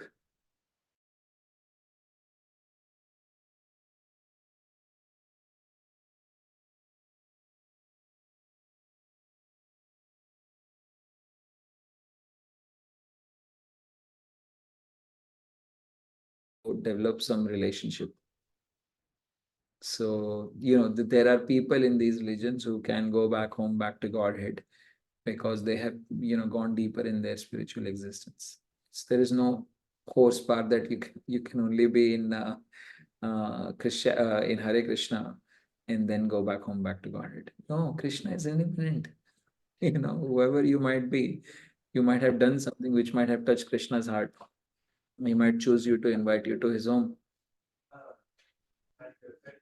Thank you. To come this way makes total sense. Like you come from Christianity, Judaism, or Islam towards Krishna consciousness, that makes sense. Because Yes. Sadhārī is the whole universal- Encompassing. Yeah. Whereas if you go backwards, that's a donkey. That's If you really didn't get it. yeah, well, and that's why for a lot of the people who actually don't read books, this happens to them. But the number, if you go back and look at our history of how many people went back, you'll find this is less than 1%, less than 2% like that. Because even after they went back, the best they went back to is their material existence, drinking, having fun. And while doing that, they were still, feeling like, oh, what am I missing? And so quite a few of them came back, quite a few of them were, like struggling, and they were not liking, and quite a number of those category of people, when we go out on book distribution, we meet, and they are so warm because they had full experience of Krishna consciousness. They know what is right, they know what is wrong, but because of some conditioning, they are not able to do what is right. So there is no problem with that. Krishna says, Lord Nityananda says that, their passage to this material world will be in happiness, like that. So even such people are kept in good situation. I was thinking of Russell Brand. Oh, Yeah. Prabhupada, when he was leaving this material world, at the time of his death, Prabhupada took out his ring finger and he gave it to George Harrison. Was he a Brahman, sannyasi? He had so many sannyasi disciples. Who did he gave it to? George Harrison. Because George Harrison wanted to become a brahmachari and all those things, Prabhupada said, no, you sing. You remain what you are and you sing. Like that. So it doesn't depend on your designation. It depends on your connection and your service. Designations could be up and down, but your love for Krishna is between you and Krishna. Your love for a spiritual master between you and your spiritual master. So service should always remain. Designations can go. They can be forgiven for ignorance. Then the point comes back to us, as you said, axiomatic truths. If you don't have the ability to explain it and present it in a way which they can get, that's the more for you. Because someone who's got a level of realization, they will be able to explain it in a way that they get it. Because the truth is this, in Bhagavad Gita, we don't have to search it out. If you haven't mastered it yourself, then you can't explain it. So you're withering away on book distribution and they're getting more disturbed. Yeah. And that's the realization I have, that they're not the problem, I am. Because I haven't understood it well enough to explain it in a way that they can get it. There are three problems generally. And the three problems are, there is a water goes from high level to low level. If you meet a person on the street which is higher level than you, which a devotee never expects, devotee thinks that I am the best. Right? A devotee thinks I am the best. This is the problem of their conditioning. So if you meet someone who is of higher category and nature, then you're not going to be able to give them any knowledge. Okay? But you can have loving exchange with them as a human being, and that reflects in their soul, and their beauty of their soul will reflect in you. And this exchange, Krishna is pleased. And at the end of the day, our purpose is to please Krishna. Nothing else, right? That is our main goal. So when you go out on street and then you have a people who is higher than you or equal level, then you can't give anything to them, but you can show gratitude, kindness, and love to them. When you go out on street and when you are at a meeting a person who is at lower level and you are at higher level, then you can't come down to the level of lower person and explain to him from that level. That is the second problem. Because now you are too high, you know too much, you have too much knowledge, you know too much shlokas and Sanskrit, that you're not, and you have become too stubborn to bring yourself down to the level because you don't want to work hard now, because you know you're liberated and all those things. So you don't want to come down to the level of a street person and explain to it in his language or her language. That's ego. That's a second, it's not necessarily ego, it needs extreme compassion. Because Prabhupada, he came down to that level, he didn't have to, he's a purest devotee. Yeah, Uttam to Madhyam. That needs compassion. And when you are progressing well in your spiritual life, and then to suddenly ask you to come down to someone who is like smoking and throwing the smoke on your face, and you know, in shabby clothes, or you know, just walking with a girlfriend and you don't even know whether they've taken bath or not, or sometimes someone who is a Brahmana, Pujari in the temple or a Brahmana, then they will look down upon such people. So you can do this mental, you can be in this mental rigmarole, and you can forget compassion because you are conditioned by something which is genuine and higher. So for them to come down, it's a little bit difficult. So those who are very advanced and still going out on book distribution and still doing, you know, basic preaching activity, they are advanced and they are super humble. Because only by Krishna's mercy it's possible to have that humility. Then there is a problem that we may be at same level, we may be at higher level, and we may be at lower level, but we don't reflect Krishna. We reflect ourselves. So we want to tell them what we know. We don't want to become instruments and project what Krishna is telling me to converse with them. An active listener is one who hears and perceives, and this is also mentioned as one of the qualities of mode of goodness.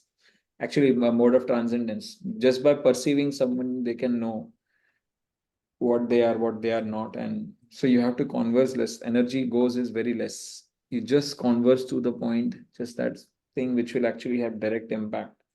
So you're not conversing with the human being alone, but you are possibly conversing with the soul. First conversation is with the mind. From mind, you have to then penetrate their soul. That happens when you take yourself out of the equation. Because with you in the equation, then you will come from your experience, understanding, and everything. But when Krishna is in the equation and you are the instrument, then you will speak the right words. So very clear. yeah, those three things are the problem. And it's very useful for reflection afterwards. You can't just blame. Now you've got the tools to understand where to go wrong. Yeah, exactly. So you after someone has gone away from you in a bad mood, then you can say, okay, I was not being instrument of Krishna. I was just presenting myself. Or I didn't have compassion, or I thought I was higher than them. Actually, Correct. they could be higher than me. Yeah. Okay. So hopefully everyone's back. Is everyone online back? Please switch on your cameras so I know you are actually back. Hey Krishna. Okay, I can see Brandon Prabhu. I can see Anishwar Prabhu. Sachi Kumar Nimai Prabhu is just showing me Lion King.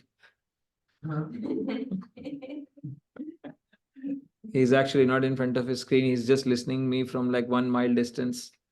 Oh, now he is there. Okay. Kush Prabhu, thank you. Sachi Kumar Nimai Prabhu, thank you. Arini Mataji, and also who else is there? Okay, I can see Vaibhav, Sohail. Okay. Kush, I have seen Sohail, I have not seen you. And Harini Maji, I have not seen you. Prabhuji, I'm here. Kush. Kush, yes, no, I've seen you, Prabhu. Thank you. Sohail, I have not seen Sohail this I'm morning. here, Prabhu. I just don't want to put the video. Okay, no problem. Sohail, are you there with us? You guys are cheating, taking care of, look at my slides, even before they're coming up. Okay. How to recognize the modes of nature? This is the next topic we are discussing. Modes are, one thing you have to understand, that modes are competing with each other. There is no person who is, oh Prabhu, this guy is in mode of goodness 24/7. No. If someone seems to you like in the mode of goodness, and then ask his wife, how is he in the mode of passion or ignorance at home? How is he with the children? So no one is in the perfect mode of anything. There is always the competition between these three modes, and someone is predominantly in certain modes. Predominantly doesn't mean 100% of the time. So, but if you make your environment mode of goodness, then that's basically conditioning yourself in a proper sense. So the modes appear and disappear according to the operation or exhaustion of the old karmas. If you understand the laws of karma, karma basically means activity. When you do an activity, what happens? Every action has an equal and opposite reaction. Newton's third law.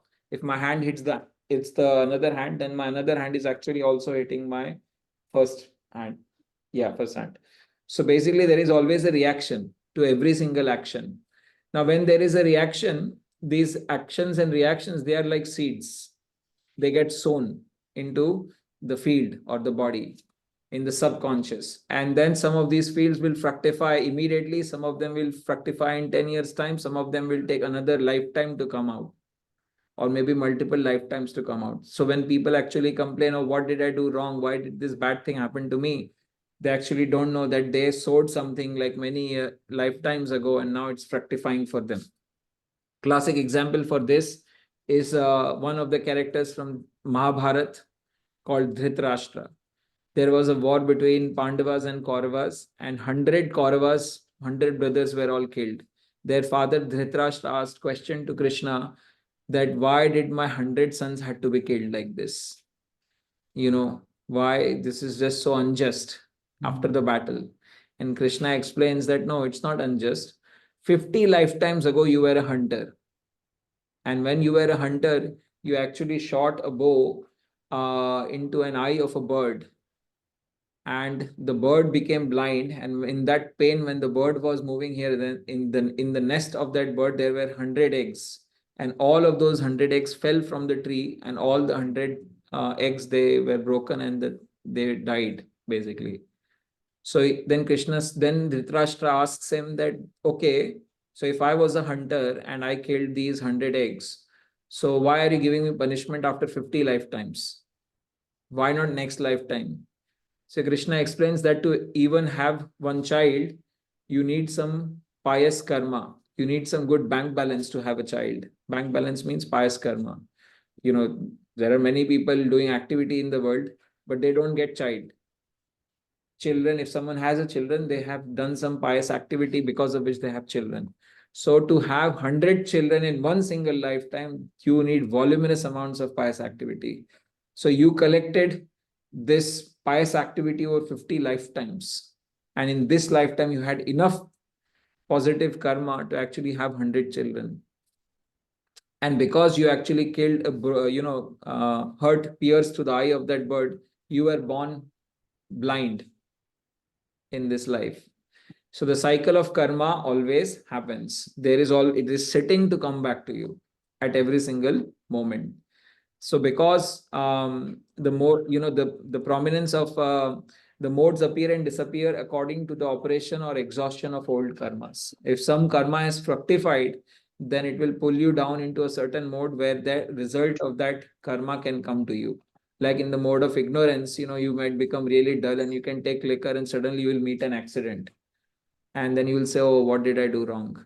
Well, it was your karma, but for that karma to fructify, you had to be in this mode of ignorance or tamas. And therefore, in this tamas, in this situation, you met with an accident.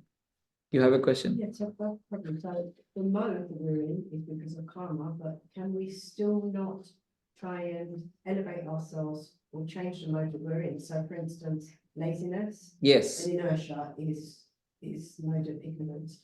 But if I try and get up earlier, it's not sleep as much, that's going to be in another mode. So it is Yes. possible to change the mode, right? Yes, you are consciously practicing to change your modes.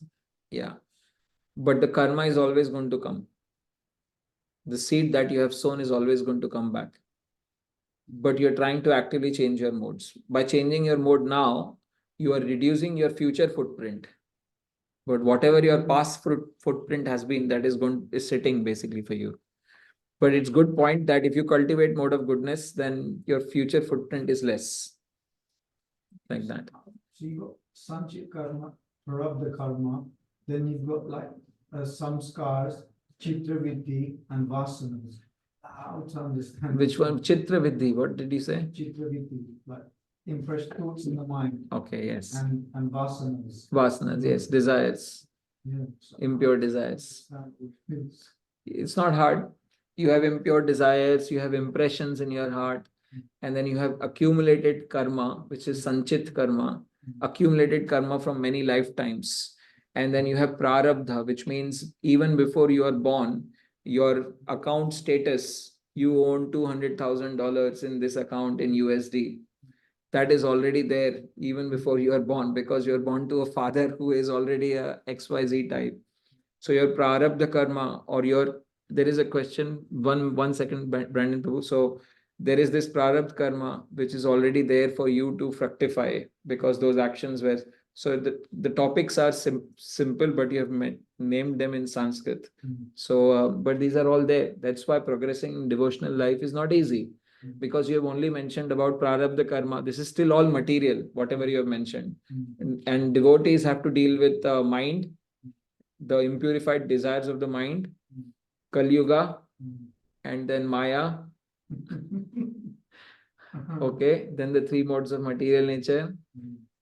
So it's actually a very difficult situation for anyone. Yes, Brandon Prabhu, you have your hand raised. Yeah, go on. Prarabdha is an aspect of sanchit. It's an element of sanchit. It's an element of sanchit. Sanchit means one that has been accumulated karma. And prarabdha means one which is there for you from the very beginning. Yes, Brandon Prabhu. Krishna, just wondering, you know, in the Bhagavad Gita, in the pictures, it has the descriptions of, you know, if you sleep a lot, then you'll become a bear because of the mode of ignorance. If you eat this meat, you'll become a tiger. Or, and I was wondering, you know, I mean, obviously that's meant to give quite a basic idea, but how is it dictated in terms of like the specifics of there's so many different species, there's so many different, is it literally just that I sleep a lot in the mode of ignorance and then I get exactly a bear body, or like, and where does it describe, you know, Yes. more specifics on this? Okay, thank you. That was a very beautiful question, because my son, who is 2 years old, he basically every time takes those pictures of Bhagavad Gita. They are in the middle portion of Bhagavad Gita. There are these pictures. And in this picture, Prabhu just mentioned, these are pictures of, someone who is a lady who is engaging in exposing her body. She becomes a tree. There is someone who is eating meat, becomes like a tiger or something. And then there is someone who is lazy and sleeping, becomes like a bear. So now the question, and my son asks me these questions. I told him, if you sleep more, you will become like this. If you eat meat, you'll become like this. So now I can so much relate to this question. So Prabhu's question is, yes, that's the one with half face. So Prabhu's question is that if you sleep, then you always become a bear or you become some other animal, because there are so many species of lives. So answer to this question is you choose to become a specific animal, not necessarily a bear all the time, but based on your consciousness. Now, when we say there are 8.4 million species of life, you must have heard this in Bhagavad Gita, that there are 8.4 million different species of life. So these 8.4 million species do not corroborate with the material science species. In material science, there are species of birds and animals, like mammals and mammalia kingdom, and there are many names. Yeah. So the number of species in the material science is way more than possibly 8.4 million. So what Bhagavad Gita is mentioning is based on consciousness. So if you have a particular type of consciousness, you will be favored a specific type of a body. Now there can be variations in the body. The body could be of a bear. The bear could be a polar bear. The bear could be a bear in, say, a hot country. But the basic mode in both the bears is sleeping, because they were lazy. But because of certain variations in the consciousness, you have a variations in the body. So, because you were very dull-headed, like Indradumna Maharaj was dull-headed. So he was cursed to become an elephant, because elephants are very dull-headed. But, even within elephants, there are different species. So which type of species would Indradumna Maharaj become depends on the specific flavor of the consciousness. When you mix the colors like red, green, and green, blue, and red, different combinations, you get different combinations of secondary colors. Similarly, this consciousness, the three modes are playing in the mind, and different combinations that you end up with will actually color your consciousness in a certain way. And then that consciousness has a root. So root says that, okay, it's very tamasic consciousness. And for this kind of tamasic or ignorant consciousness, you need to have a bear body. But within the bear species, there are many different types. You might choose to become a different kind of a bear, or a different kind of animal, which also has predominantly that mode of consciousness. Unlike bear, they are also sleeping, but they have different type of a body. Maybe dolphins, they are. Dolphins also possibly sleep. Maybe you become a panda or something. But it depends really on the consciousness that you have. So 8.4 million types of consciousness. They equate to different species of life, and the different species may have variations in their bodies. So you can end up in cactus, if you were very arrogant, for example, and you were also, always exposing your body, always speaking harsh words. Maybe you go into a species of life where thorns are there. It could be cactus, it could be rose flower, because whatever reasons you did some piety, you are. So, it's very complex. The mechanisms are very complex. Where is it documented? Is there a matching? Is there a mapping for 1-to-1? No, there is no mapping for 1-to-1. I don't think there is a gross level of such things mentioned in the Puranas. I don't have a specific Purana, but I remember long ago, someone was mentioning in detail that these kind of activities results in these types of bodies. And they had pulled it from Purana. But Puranas also say that, this is like summary. It is not like detailed. So what exact details you will have is not known. It's possibly with the material nature will decide. Material nature decides your next body. It's said this is said also when a child is born. Sometimes couple think that we will do activity and then we will have children. And actually that's not true, because a lot of the couples, they do activities, but they never get any children. And they're struggling. They have to go to this IVF facilities, and somehow try to get birth to a children. But that's not true. So how do children come? Children come through your pious activities. And actually how they are born, it's written Deva Netrena, under the vision of the material nature. It's the material nature which takes the soul from one body and places the soul into another body. What body the soul is going to go, what specific features is going to have, my nose, my ear, my eye color. This was all decided by modes of nature based on my prarabdha karma, based on my previous karma. Everything is personal, right? Every river Yes. has personality. So when we say modes, I think in 8th chapter where it's about the Uttarayan and that the example is given, there's higher personalities, but it doesn't go further. It's people, it's not just energy, right? Yeah, it's people. Material nature is Mother Nature, and Maya Devi takes charge. Yes, Brandon Prabhu, you have a further question? Sorry, it's me. I was just wondering in connection to this, I've often had an idea that genes, like genetics, is almost like a gross manifestation of karma, in the sense like you're saying that, what kind of eye color you get, what kind of personality you get, and everything is determined by your karma. Do you think in some way genes is like the expression of that? Yeah, so genes is the gross of the subtle being your karma, and your karma decides, that you had to have gray eyes. Now the material nature will find out parents who have gray eyes, or mother who has gray eyes, or actually great grandfather who had actually gray eyes. So, sometimes a child is born and the mother and the father don't know exactly why the child has gray eyes. Maybe it was the great grandfather, or more than the genes, it's also the strength of the mind.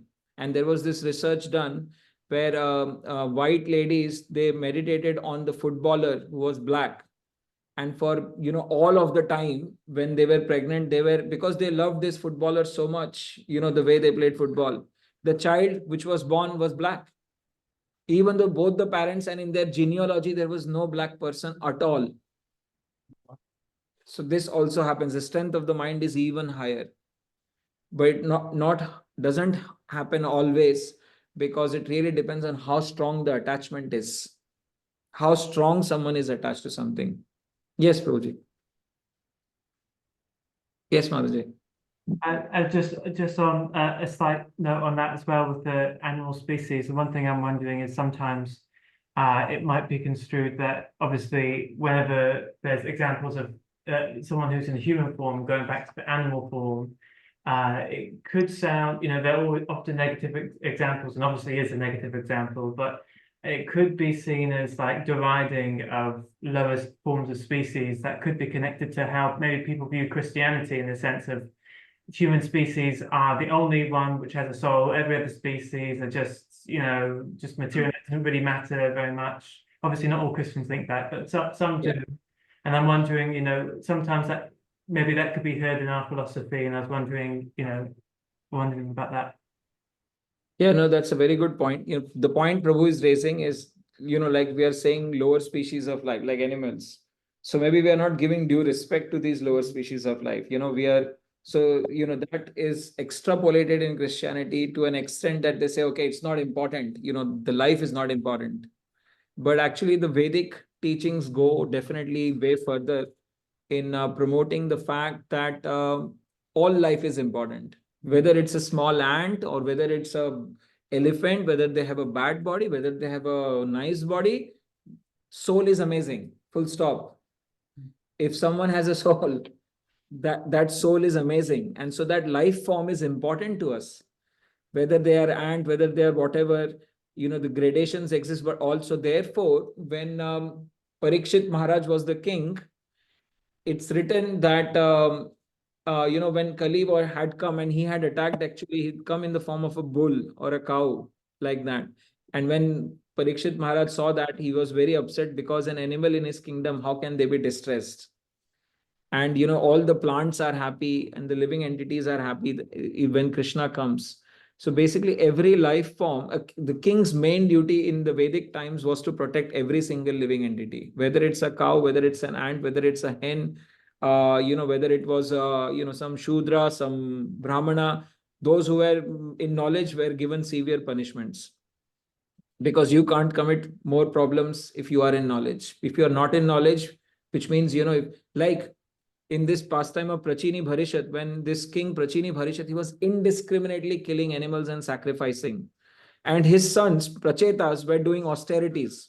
So Narad Muni took compassion and actually went to this king and showed to him, like literal darshan, a vision, where these animals were waiting for this Prachini Bharishat to die, because these animals wanted to kill him, just as the king had actually killed these animals. So there is this equal footing, there is this equal platform, even for the animals who can't speak. There is this compassion and they have these equal rights, they call it, right? The equal rights doesn't exist at the level of body, because bodies are different. Whoever says this, this in Constitution, if you go and read the Constitution, you will read this terminology of equal rights. The word moral is used. Moral conditions have been used. What is moral? Moral stands for soul. Moral doesn't stand for inanimate objects. And so for inanimate objects, there is no question of morality. The morality question comes when you are a living entity, when you are soul. So for living entities, there is morality. And Bhagavad Gita explains that actually every living entity is a soul. Whether you are an ant, whether you are elephant, whether you are a human being, whether you are a child, whether you are a grown-up, whether you are brown, whether you are white, whether you are black, they are all souls. So the level of morality is equal for all living entities. The field, the body. That's why the stress is being given on equality for all living beings, not just humans. The equality has been mentioned for all living entities. But this is where Christianity has possibly abstracted away, as Prabhu is mentioning, because we are considering lower species of life as lower. Maybe they have just eliminated, maybe they have misunderstood what Jesus wanted to actually mention, because Jesus used the word phago, which means to eat. But then the kings use the word phago, they translated it as meat, because they were eating meat, where phago could have meant just activity of eating. They made it, because they are eating meat, they called it fish, like the meat. So there is many misconstruations of what actual Arabic and Hebrew language words were and how they were translated into English. Same happened with Buddhism. Buddha taught the knowledge of being non-violent. Whereas if you look at Buddhists, they can literally eat anything that is walking. Literally, they can eat anything that is walking. How can you be non-violent? How can you be non-violent? Yes, Mother, you have a question. So with your example of Jesus, does that mean that the miracle with the 40 fish, that's not being, is that? There is a big branch of Christians who say that Jesus never ate fish. The mistranslation is from Greek because it's phyto. Yeah. So phyto means seaweed, not fish. Seaweed. So there are big branches of Christians who are pure vegetarians. I've met them. Similarly, amongst Buddhists, there are Zen Buddhists and other classes of Buddhists. And they explain that, Buddha never actually ate meat. But they say, oh, Buddha ate pig's foot. And because of eating pig's foot, he died. But actually, the word pig foot comes from, there is a specific type of mushroom, which can only be found under the earth, which pigs basically scratch with their foot. And then you can find that mushroom. And that mushroom was not healthy. It was poisonous. And Buddha ate that and he left the body. So they, so there is a mention that Buddha ate pig's foot and he died. What's that? Caviar. What's the other question? Truffle. That's it, isn't it? So there are these misconstruations. And therefore, the proper Buddhists, they don't eat meat. But the most of the Buddhists, they eat meat. Why? Because Buddhism was thrown out of India, because Buddhism is voidism, basically. They say that nothing, everything is void, which is not true. So because, I just few moments ago, I told the knowledge can flow from higher to lower. The knowledge can never flow from lower to higher. When Buddhists have lower level of knowledge, they couldn't give it to people or the Brahmanas who had higher level of knowledge, who couldn't accept the fact that how can the world is made out of nothing? How can everything happen from an explosion? Everything needs intelligence. So they said, this doesn't make any sense. So Buddhists couldn't survive in India because they couldn't convince people that God is not existing and everything is a chemical reaction. They couldn't convince that. So Buddhists got driven out. And where did Buddhists go? Buddhists go up towards China. And Chinese were heavily meat-eating population. So now they have to change their basic tenets and principle to suit to the kingdoms that they were in. From then they spread towards Japan and those portions, and then also further towards Malaysia and all those places. So you will see Buddhist teachings in different places are practiced differently. The pure one form of them practice which is purely vegetarian. Similarly, in Christianity, there is one form who convincingly will give you evidence that Jesus actually never ate meat, and they'll follow that. Kill a goat. Yes. So does that mean that same goat is going to come to kill you, or it's just a principle? No, if you kill a goat, then you are going to be killed by that goat again. If you harm a soul, then you have done a karma with that soul.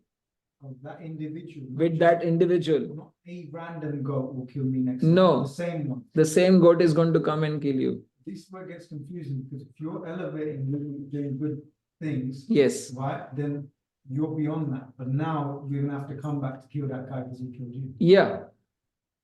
Because the karmic cycle has to close. That's why Krishna says at the very end to Arjuna, because Arjuna knows about this, what I just told you. If I killed a goat, that same goat has to come and kill me. And Arjuna at that time was preparing to kill millions in the battlefield. In his mind, he's a Kshatriya. His single arrow could kill like millions. And he had Divya Astra, which means the divine weapons he had. So he was preparing to kill millions and he was really afraid. And therefore, the last verse of Bhagavad Gita, after hearing Bhagavad Gita, Krishna says, Sarva Dharman Parityaja. Don't think too much. Mam ekam sharan. Just take my shelter. Whatever I'm saying, take it. Take my shelter. And then he says, Ma shuchaha. Do not fear. Because you will fear if you know what your karma is. When we surrender to Krishna, yes, Krishna takes away your karma. This is what Krishna told Arjuna, that if you surrender unto me and follow the instructions, then I will take care of your karma. Do not fear. This is what I was trying to explain. Karma is basically sin only. Because karma, both good and bad, is sinning. It will not take you back to the spiritual world. It will keep you in the material world. So that's sinning. Yes, Brendan, you had a question. Sorry, I'm just wondering, like, just maybe a bit of saying something a bit difficult, but couldn't someone say, maybe a bit ignorant, say, oh, but by eating meat, I'm doing welfare activity because all these animals are getting human form. Wow. Like a devotee is like a devotee, A devotee could say that, okay, I'm killing this animal now and I'll offer this meat to Krishna. And then because now I'm offering it to Krishna and I'll eat it. And this animal is now going to higher planets because I've offered it to Krishna. And even if I don't offer it to Krishna, I am the devotee of Krishna. I am situated in devotional life for last 20-30 years. And if I eat, then maybe this animal will be sanctified like that, and they will attain some pure destinations. Is that correct, Prabhuji? I was thinking more like someone who's not a devotee, who those animals are going to have to come back to kill them, but they're saying, oh, but they're going to come back as human form. Oh yes, okay. So there is another case where those who are non-devotees, they basically kill the animals, and they say that now they're not going to come back. Because in their conception they only have one lifetime. In Judaism, in Abrahamic religions, you have one life, then you have heaven and hell, judgment day. There is no conception of reincarnation. So, if you kill an animal, then you say, okay, I have sent them to heaven by eating them, because they are not going to get he's also saying by compassion, you switch it around. So I'll eat you, give up my human form, and you can take mine. You can take mine. Yeah, that's the third way. Guaranteed that they'd be human, though. They could still kill you as another animal, couldn't they? No, but he says like for like. No, they will come to kill you in any form of life. They will. You will have In to. a different form. You can be in a different No, form. it doesn't have to be the same. No, you will get the karma of getting killed by the same personality because you in. So what Prabhu is saying, that people can say this. Okay, I've killed this animal. I've eaten. I've liberated the person. But one thing in karma is very clear that take for example a cow. A cow has an average lifespan of 15 to 20 years, say for example. Then, what if you kill the cow, say when it was like a calf, when the calf was like 5 years old? What happens to the cow? Does the cow go back now to the higher species? Because the animals are progressing from one species of life to higher species. So if you were an insect with 4 legs, then you will become a higher insect with 20 legs. Then you will progress further. So if someone kills cows in between, like when they were calf and they were destined to have like 15 to 20 years of their life, then the problem you create is you force them to enter another calf body again, another baby body again, so that they can finish their remaining 15 to 20 years of in that specific species of life, because they have to go and complete their existence in a specific species. If they were in a specific species and another animal came and ate them, that is law of karma. Because another animal is, their food is, for example, tiger's food is another animal like a cow. So if neither the tiger gets any credit, karma for it, because tiger is in tiger's body, and losing cow's life, cow doesn't have to come back into the cow's body because now it has progressed according to laws of nature into the next body. But if a human being kills a cow abruptly in this cycle, and because human beings gain karma, animals do not gain karma, because they are completely under the modes of nature. But human beings, we have a capacity to interject and stop modes of nature by changing our modes. So what happens to the cow? Doesn't it have to go right back to the 8,400,000 from the beginning and work its way all the way around? No, just in the cow species, because already worked its way up till the cow species. So if a human kills a cow when they were calf, then that calf will have to come back into the cow's body again to finish the remaining journey. Just the remaining. Just the remaining, yeah. 15 to 20 years, they have to finish it before they go on to the next species. I don't know, Brandon, Prabhu, if I answered your question, but I possibly went tangent. Okay, thank you. Okay, so the one who is actually intent on advancing in bhakti has to transcend the 3 modes. That's the conclusion. Goodness, this is one of the symptoms of mode of goodness. All 9 gates of the body, 2 eyes, 2 ears, 2 nostrils, mouth, genitals, and ears are illuminated by knowledge and happiness. So, if you see devotees, all 9 gates of their body, there are 9 gates in the body or 9 holes in the body. All of these 9 holes will give you joy and pleasure when you are in the mode of goodness. They will be peaceful. Example, if you eat something extremely spicy, your ears are burning, all your holes are burning basically. Okay, just an example. So that is food in the mode of ignorance, causing your 9 gates to be in hellish conditions of life. But if you eat simple prasad, then you will have this happiness and joy in your heart because it's transcendental food. So goodness it will give as a byproduct, but it will take you beyond goodness and it will take you into transcendence, which means your subtle brain tissues will develop and you will be able to accept spiritual topics. But if you just eat food in the mode of goodness, like many restaurants are selling on the streets, nice food which is not spicy, it's fatty, juicy, wholesome, satisfying to the body. So at the best, you will come to the mode of goodness, which is better than eating spicy, hot food, meat, like beef, which is almost burnt and put inside burger. You burn it completely. The reason I know it's burnt is because I used to work in McDonald's and I used to be serving these things and I got heavy reactions for that. So essential point is, this food is burnt. It's not good. It's meat and it's heavily karmic driven. So basically, those foods will actually bring down your gates. These gates are supposed to give you pleasure and happiness, like a steady happiness, not a fleeting pleasure.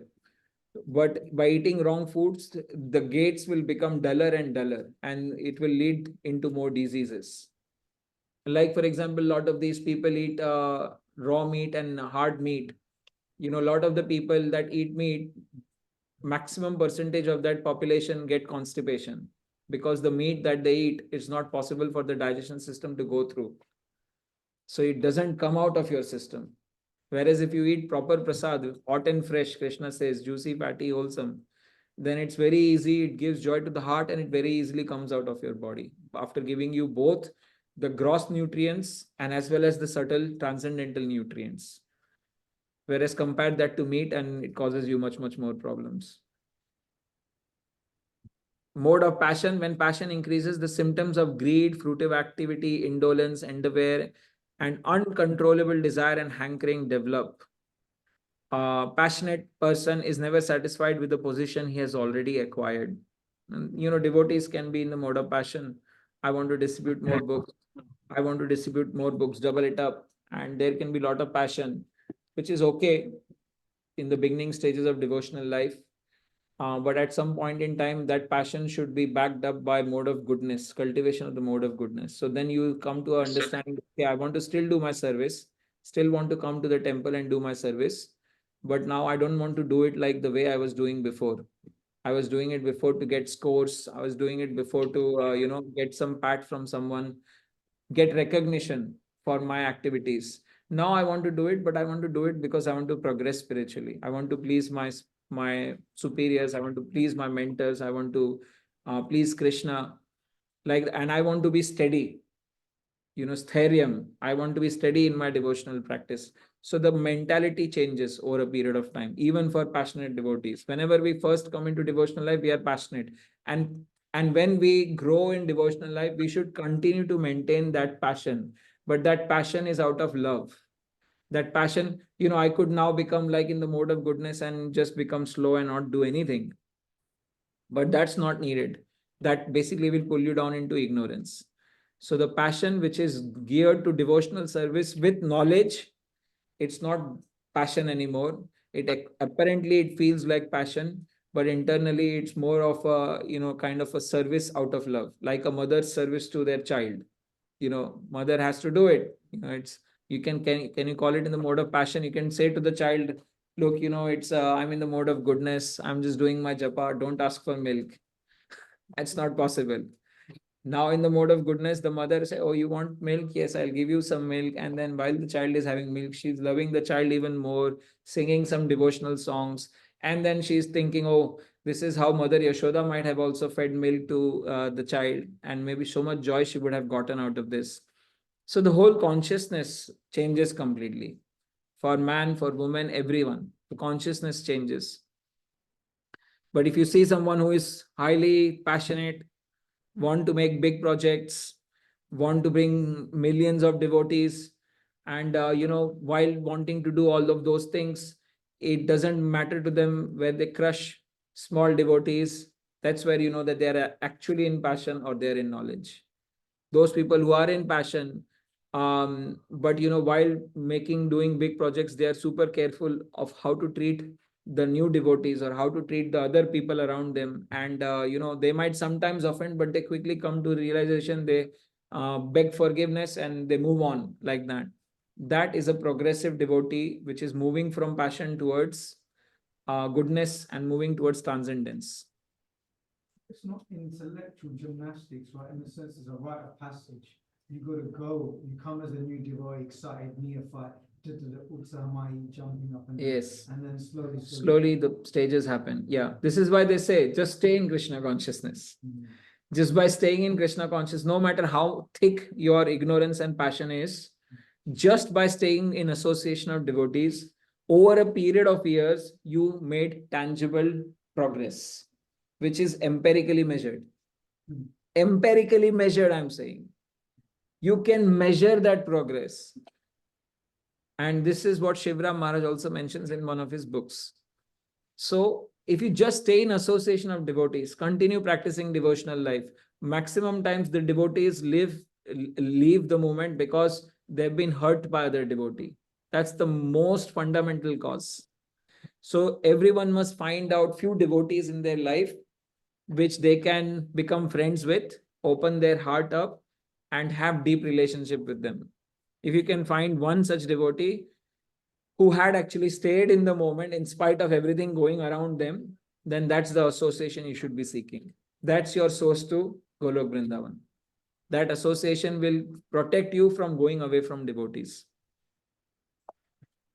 Okay, so we move on. How to recognize mode of ignorance? The ignorance increases darkness, inertia, madness, illusion, moha, and manifested discrimination is absent. So then verses 14 to 18 is just discussing the destinations of these people, which we discussed already: higher planets, middle planets, and lower planetary systems. Madness can be connected with passion as well, right? Because I think this is that Yes, that leads to ignorance, which is again indolence, madness, and degree of madness is different. And then transcending the modes of nature is what is called guna tita, guna atita, meaning transcending the modes of nature. So Krishna now is going to say that that you need to transcend these modes of nature, and how to do this. How can you actually transcend this conditioning of the body which you have been given in? I know there are some people who are like Yokozuna, who was a wrestler in my time. He was this fat Japanese, and they wear this special type of a garment, and they come when they just show their belly and they just push everyone out of the ring. Everyone was afraid of this Yokozuna. And I was always thinking, man, how does he carry his body outside the ring? Because such a heavy body, to live with it. And this is not a problem of the heavy body. This is also a problem of a thin body sometimes. Thin body, they get bone problems. Tall body, they can't fit inside the aeroplanes. They have to always have a specific seat. Even the body which is perfectly sized, they have their own problems. Only they know their own problems. So to overcome the problems of the modes, one have to transcend the modes. And there are only two ways to transcend the modes: by knowing that the modes are the doer. We are not the doer. The soul is aloof, and the modes are actually forcing the soul to do what it wants to do. And that includes the materialistic mind. The mind which is materialized, the intelligence which is materialized under the influence of the mode of passion, ignorance, and goodness, is forced to do the activities. 7 p.m. ice cream time, triple chocolate, hazelnut, forced to do the same thing. Forced to do. Come 7 p.m., you will be dragged into doing the same activity. Although you will try by devotional practices, you can, try to move away, but, there will be some pressure you will feel. Like people feel pressure that, okay, 9 p.m., I should watch Netflix now. They come from work tired.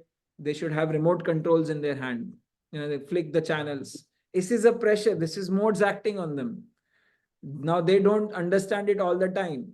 But, because they have engaged in the mode activities of passion. Now, with passion, there is a lot of crunching. It presses you down so much that you want to have a release of that pressure. And then you feel, oh, I have to work this job like 8-9 hours I have worked. I'm feeling now I should eat some amazing prasad now. Then they make prasad out of double cream and some really heavy, nice prasad. And when they eat that prasad, they feel fully satisfied in their heart. But then there is some side effect of that. But karmis, they will be so much pressured in their jobs that they want to have release. They have to go on pubs. Just other day, my colleague was saying it's Friday, my week has been really bad.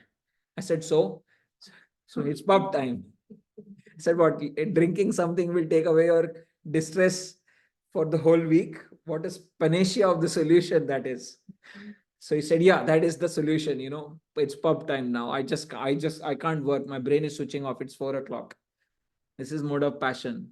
It is really causing distress in people. So passion connected with ignorance. Yeah, because passion leads to ignorance. It's all other modes are taking you down, basically. So two things can help you transcend the modes. By knowing the modes are the doer, you are not the doer, and Krishna is transcendental to the modes. Janma karma cha me divyam evam yo veti tatvatah tato mam tatvato jnanata visite tadanantaram. Sorry, I mixed two shlokas together. My apologies. Janma karma cha medevyam evam yo veti tatvatah. After that I forgot. I mixed another shloka with it. So basically, if you know that Krishna is outside the modes, if you are stuck in something, and if you know that there is someone outside this thing, like if you're stuck in a house, and if you know that there is someone outside the house, you will open the window and call for them. Please, can you release me from this house? Right? Similarly, when you're stuck inside the modes, you have to call out for someone who is outside the modes. That calling out activity is called prayer. Is calling out for Krishna. That's why Krishna stressed this in the beginning of this chapter. That look, although scorpion is coming from the rice, rice is not the source of the scorpion. Like even though modes are coming out from me, I am not under the modes. Krishna is telling this point again and again. Because just by knowing this simple point, you will be able to call out for Krishna. Passion and ignorance, the connection is straightforward, and goodness by itself is straightforward. How to understand passion towards goodness? They seem so separate. Passion and goodness are separate. Yes, they are quite separate. How to go from Passion to goodness is a jump, essentially. It's a significant jump. Because to slow down is not easy. People say slow, but slowing down could turn into ignorance. So you have to be knowing you only association can help you coming out from passion to goodness. It's a uphill. It's like an uphill journey, right?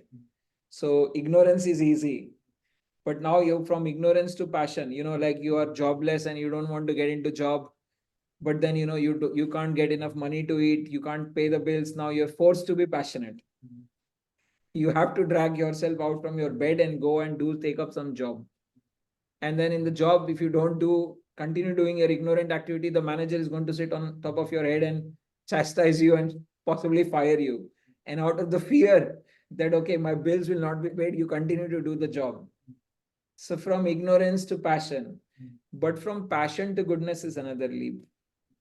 Now you're coming to your job and you're saying, okay, I want to do this job. I will do this job anyways.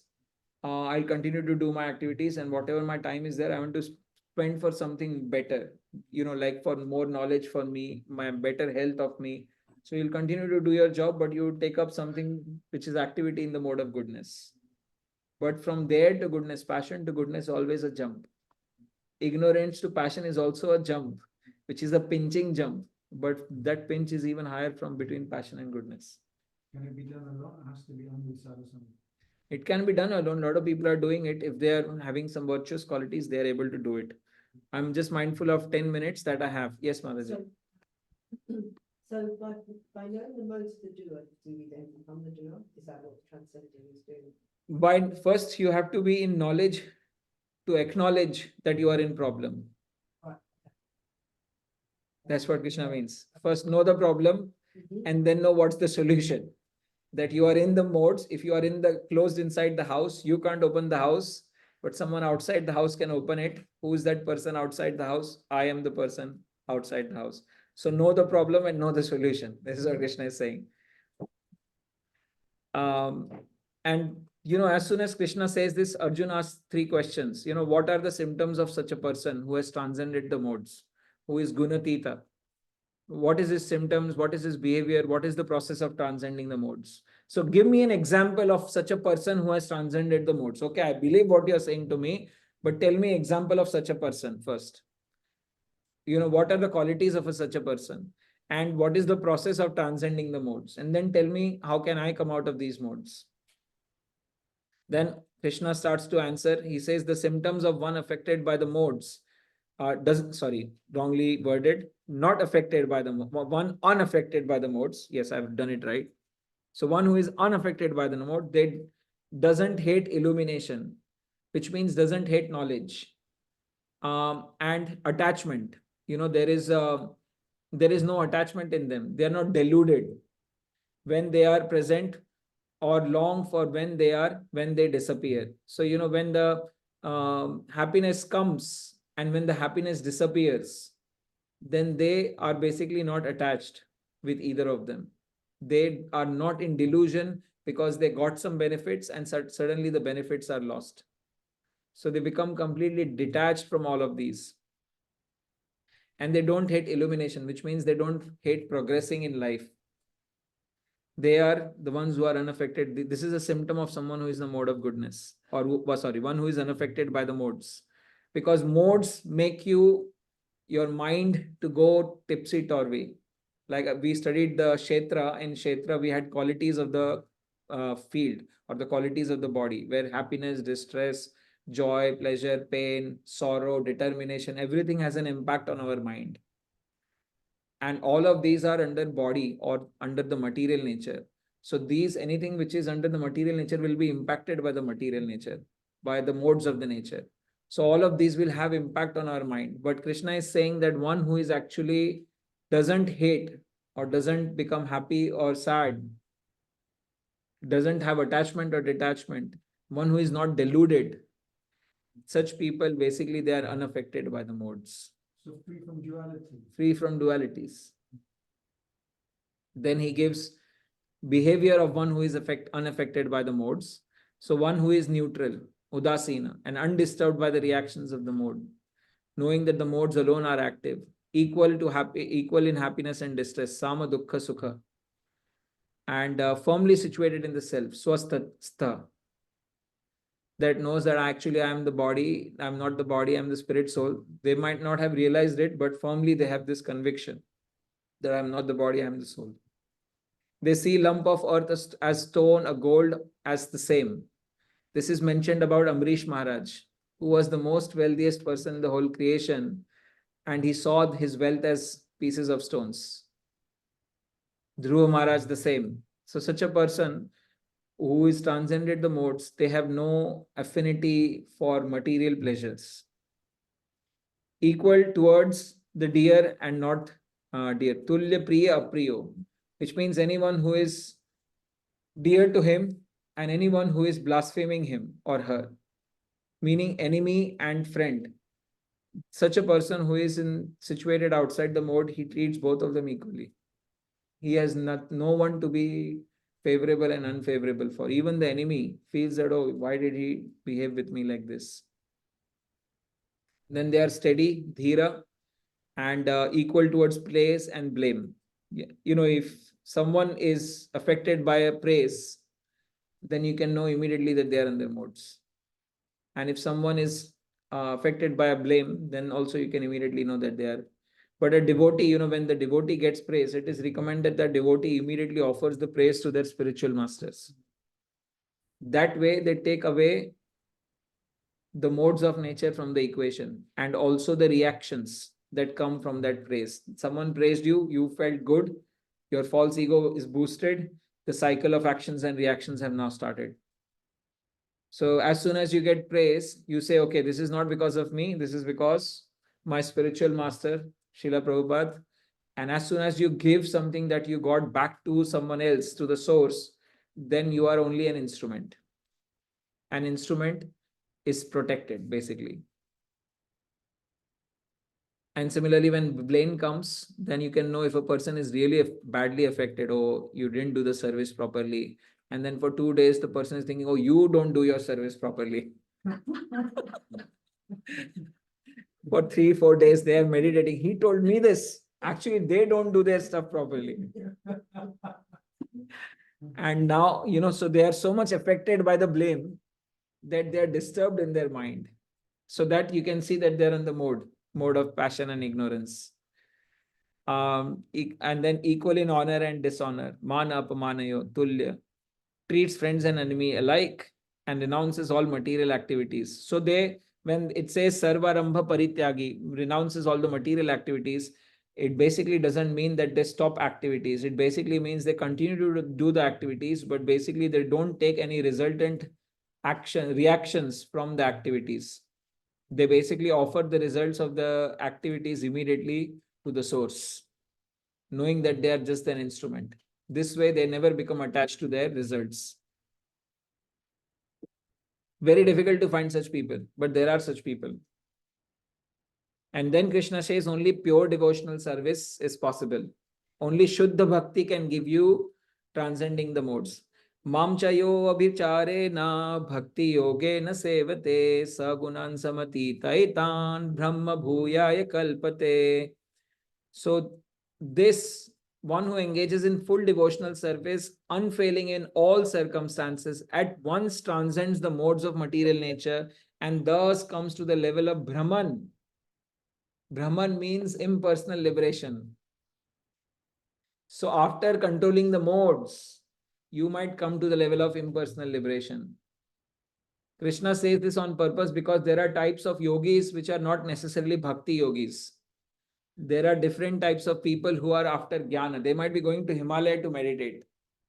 And they might be actually able to overcome the modes of nature. But they might reach only till the Brahman platform, not to the devotional platform. But for devotees to know, because devotees don't want to go to Brahman platform, it's very boring there. No light bills to pay, no food bills, nothing. But there is no one to talk to. There is no relation. There are no affairs. There are no nothing. It's like super boring. So in Bhagavatam, it is mentioned that such souls, after a long period of time, they just fall back down to the material world. Because there is no activity, there is no connection, there is no relationship, they fall down. This is giving us tattva, right? Because when Srila Prabhupada speaks about it in books, just quite dismissive of this, it was just come to Paramatma, Bhagavan. But all those qualities keep you humble, because how many people have got all of those to even come to Brahman? Speak of the other two. Yes, but the point is, those who are in devotees of the Lord, those who have come to devotional service of the Lord, they easily surpass this stage because they have come directly to the higher realization. I'll give you an example. You know, if you take sesame seeds, if you eat raw sesame seed, they are good. They are good. You know, raw sesame seed. But if you now roast them a little bit, they are even better. But now if you, with the sesame seed, you put some jaggery in it and make a proper jaggery laddu, sesame laddu.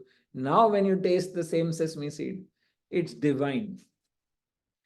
Do you miss the taste of raw sesame? No.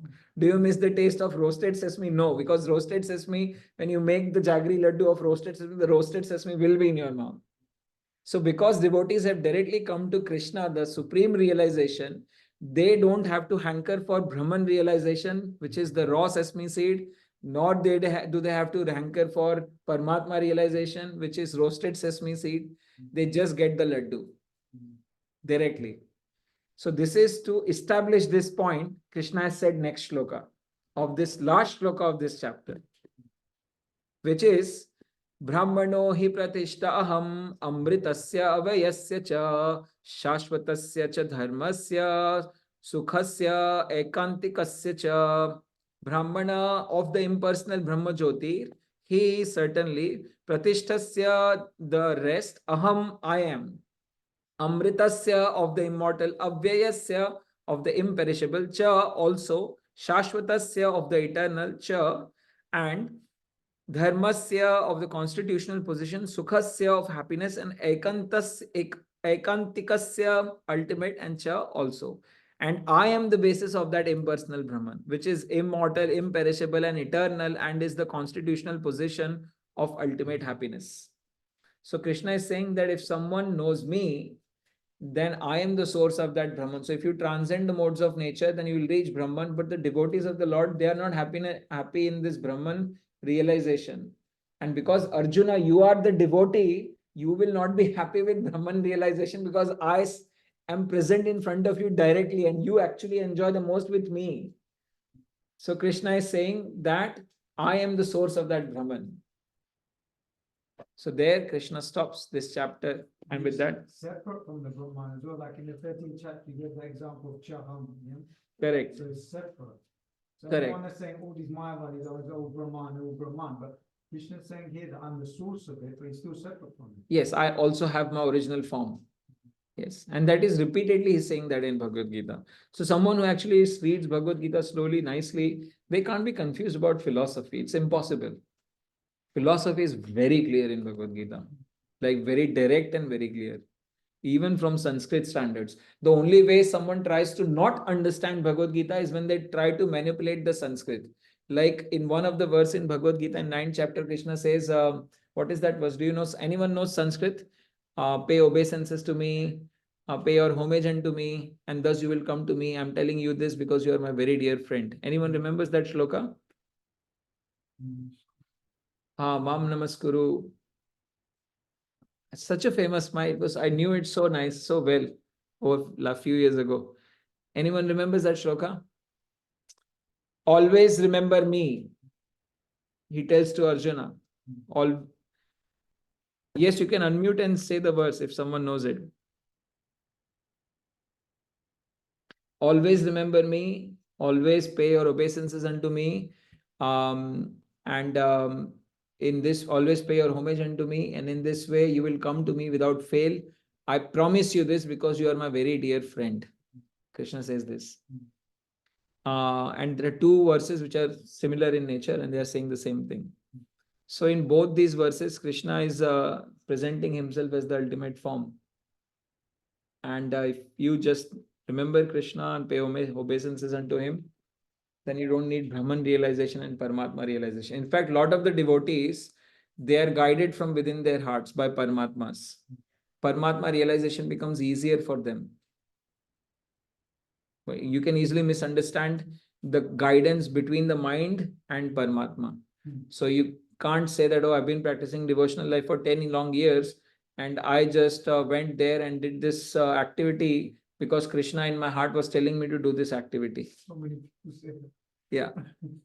Krishna in my heart was telling me to do this thing. And actually, it's not Krishna in their heart, it's their mind. Because to understand difference between what is coming from the super soul and what is coming from the mind, you have to practice something which is called writing. It has got a term. What? Journaling. Journaling. You have to do an activity called journaling. When you do journaling, then you basically write down every single thought of yours. So when you are sitting down with a pen and what happens is you start putting down what your mind, there will be moments where your mind is not able to think anything. There will be certain moments where your mind is not thinking anything. And suddenly you will have this thought come to your mind all of a sudden, devotional thought, which is not your mind speaking, but it's pushed from the super soul. And you, after you get that thought, you feel, wow, this was not me. Immediately you know it. Wow, this was not me. Because you are consciously journaling down every single thought. And in that fully conscious moment, there was a thought which was not yours, but it was pushed onto you. That's the moment when you know this thought was not mine. It was coming from somewhere deeper in nature. That's a very useful activity. A lot of the sannyasis do. And a lot of the senior brahmacharis do also, journaling. Okay, with that I stop. If there are questions, I can continue to take 5 more minutes or 10 more minutes. So far we have covered modes of the body, the knower of the body, the two types of knower, the soul and the super soul. Then we have covered material nature. Then we have covered the enjoyer or the Purusha, who is the enjoyer of the body, whether it's the soul or the super soul. What's the connection between material nature and the enjoyer? And how does the enjoyer get entrapped inside material nature, which was this today's chapter, which was the modes of nature. And there is a benediction. Anyone who was attentive in this session, was not sleeping, was attentively asking questions, they are all getting transcendental knowledge and they are now eligible candidates for liberation. Pardon? That's okay. As I said, none of these activities are done by you. They're done by the modes in which you are in. So, but you think that you are sleeping. But actually the soul is never sleeping. The soul is constantly listening to spiritual topics. So the body might fall asleep, but an active seer can see that the body is asleep. The person is not.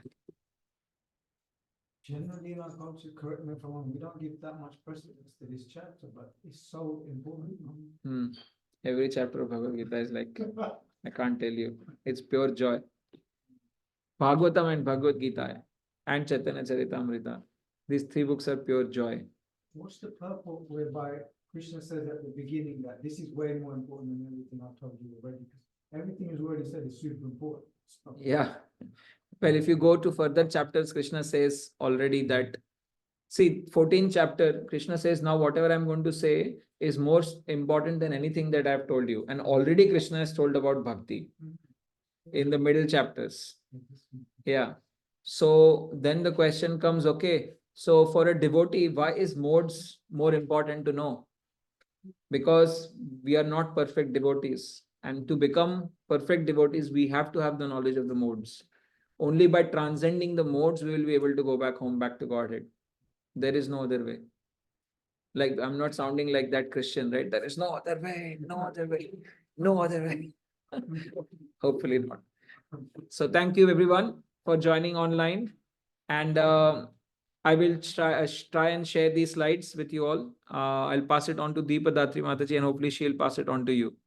Thank you very much for your attention. Hare Krishna. Hare Krishna. Hare Krishna. Thank you, Prabhu. Hare Krishna. Thank you, Prabhu. Hare Krishna.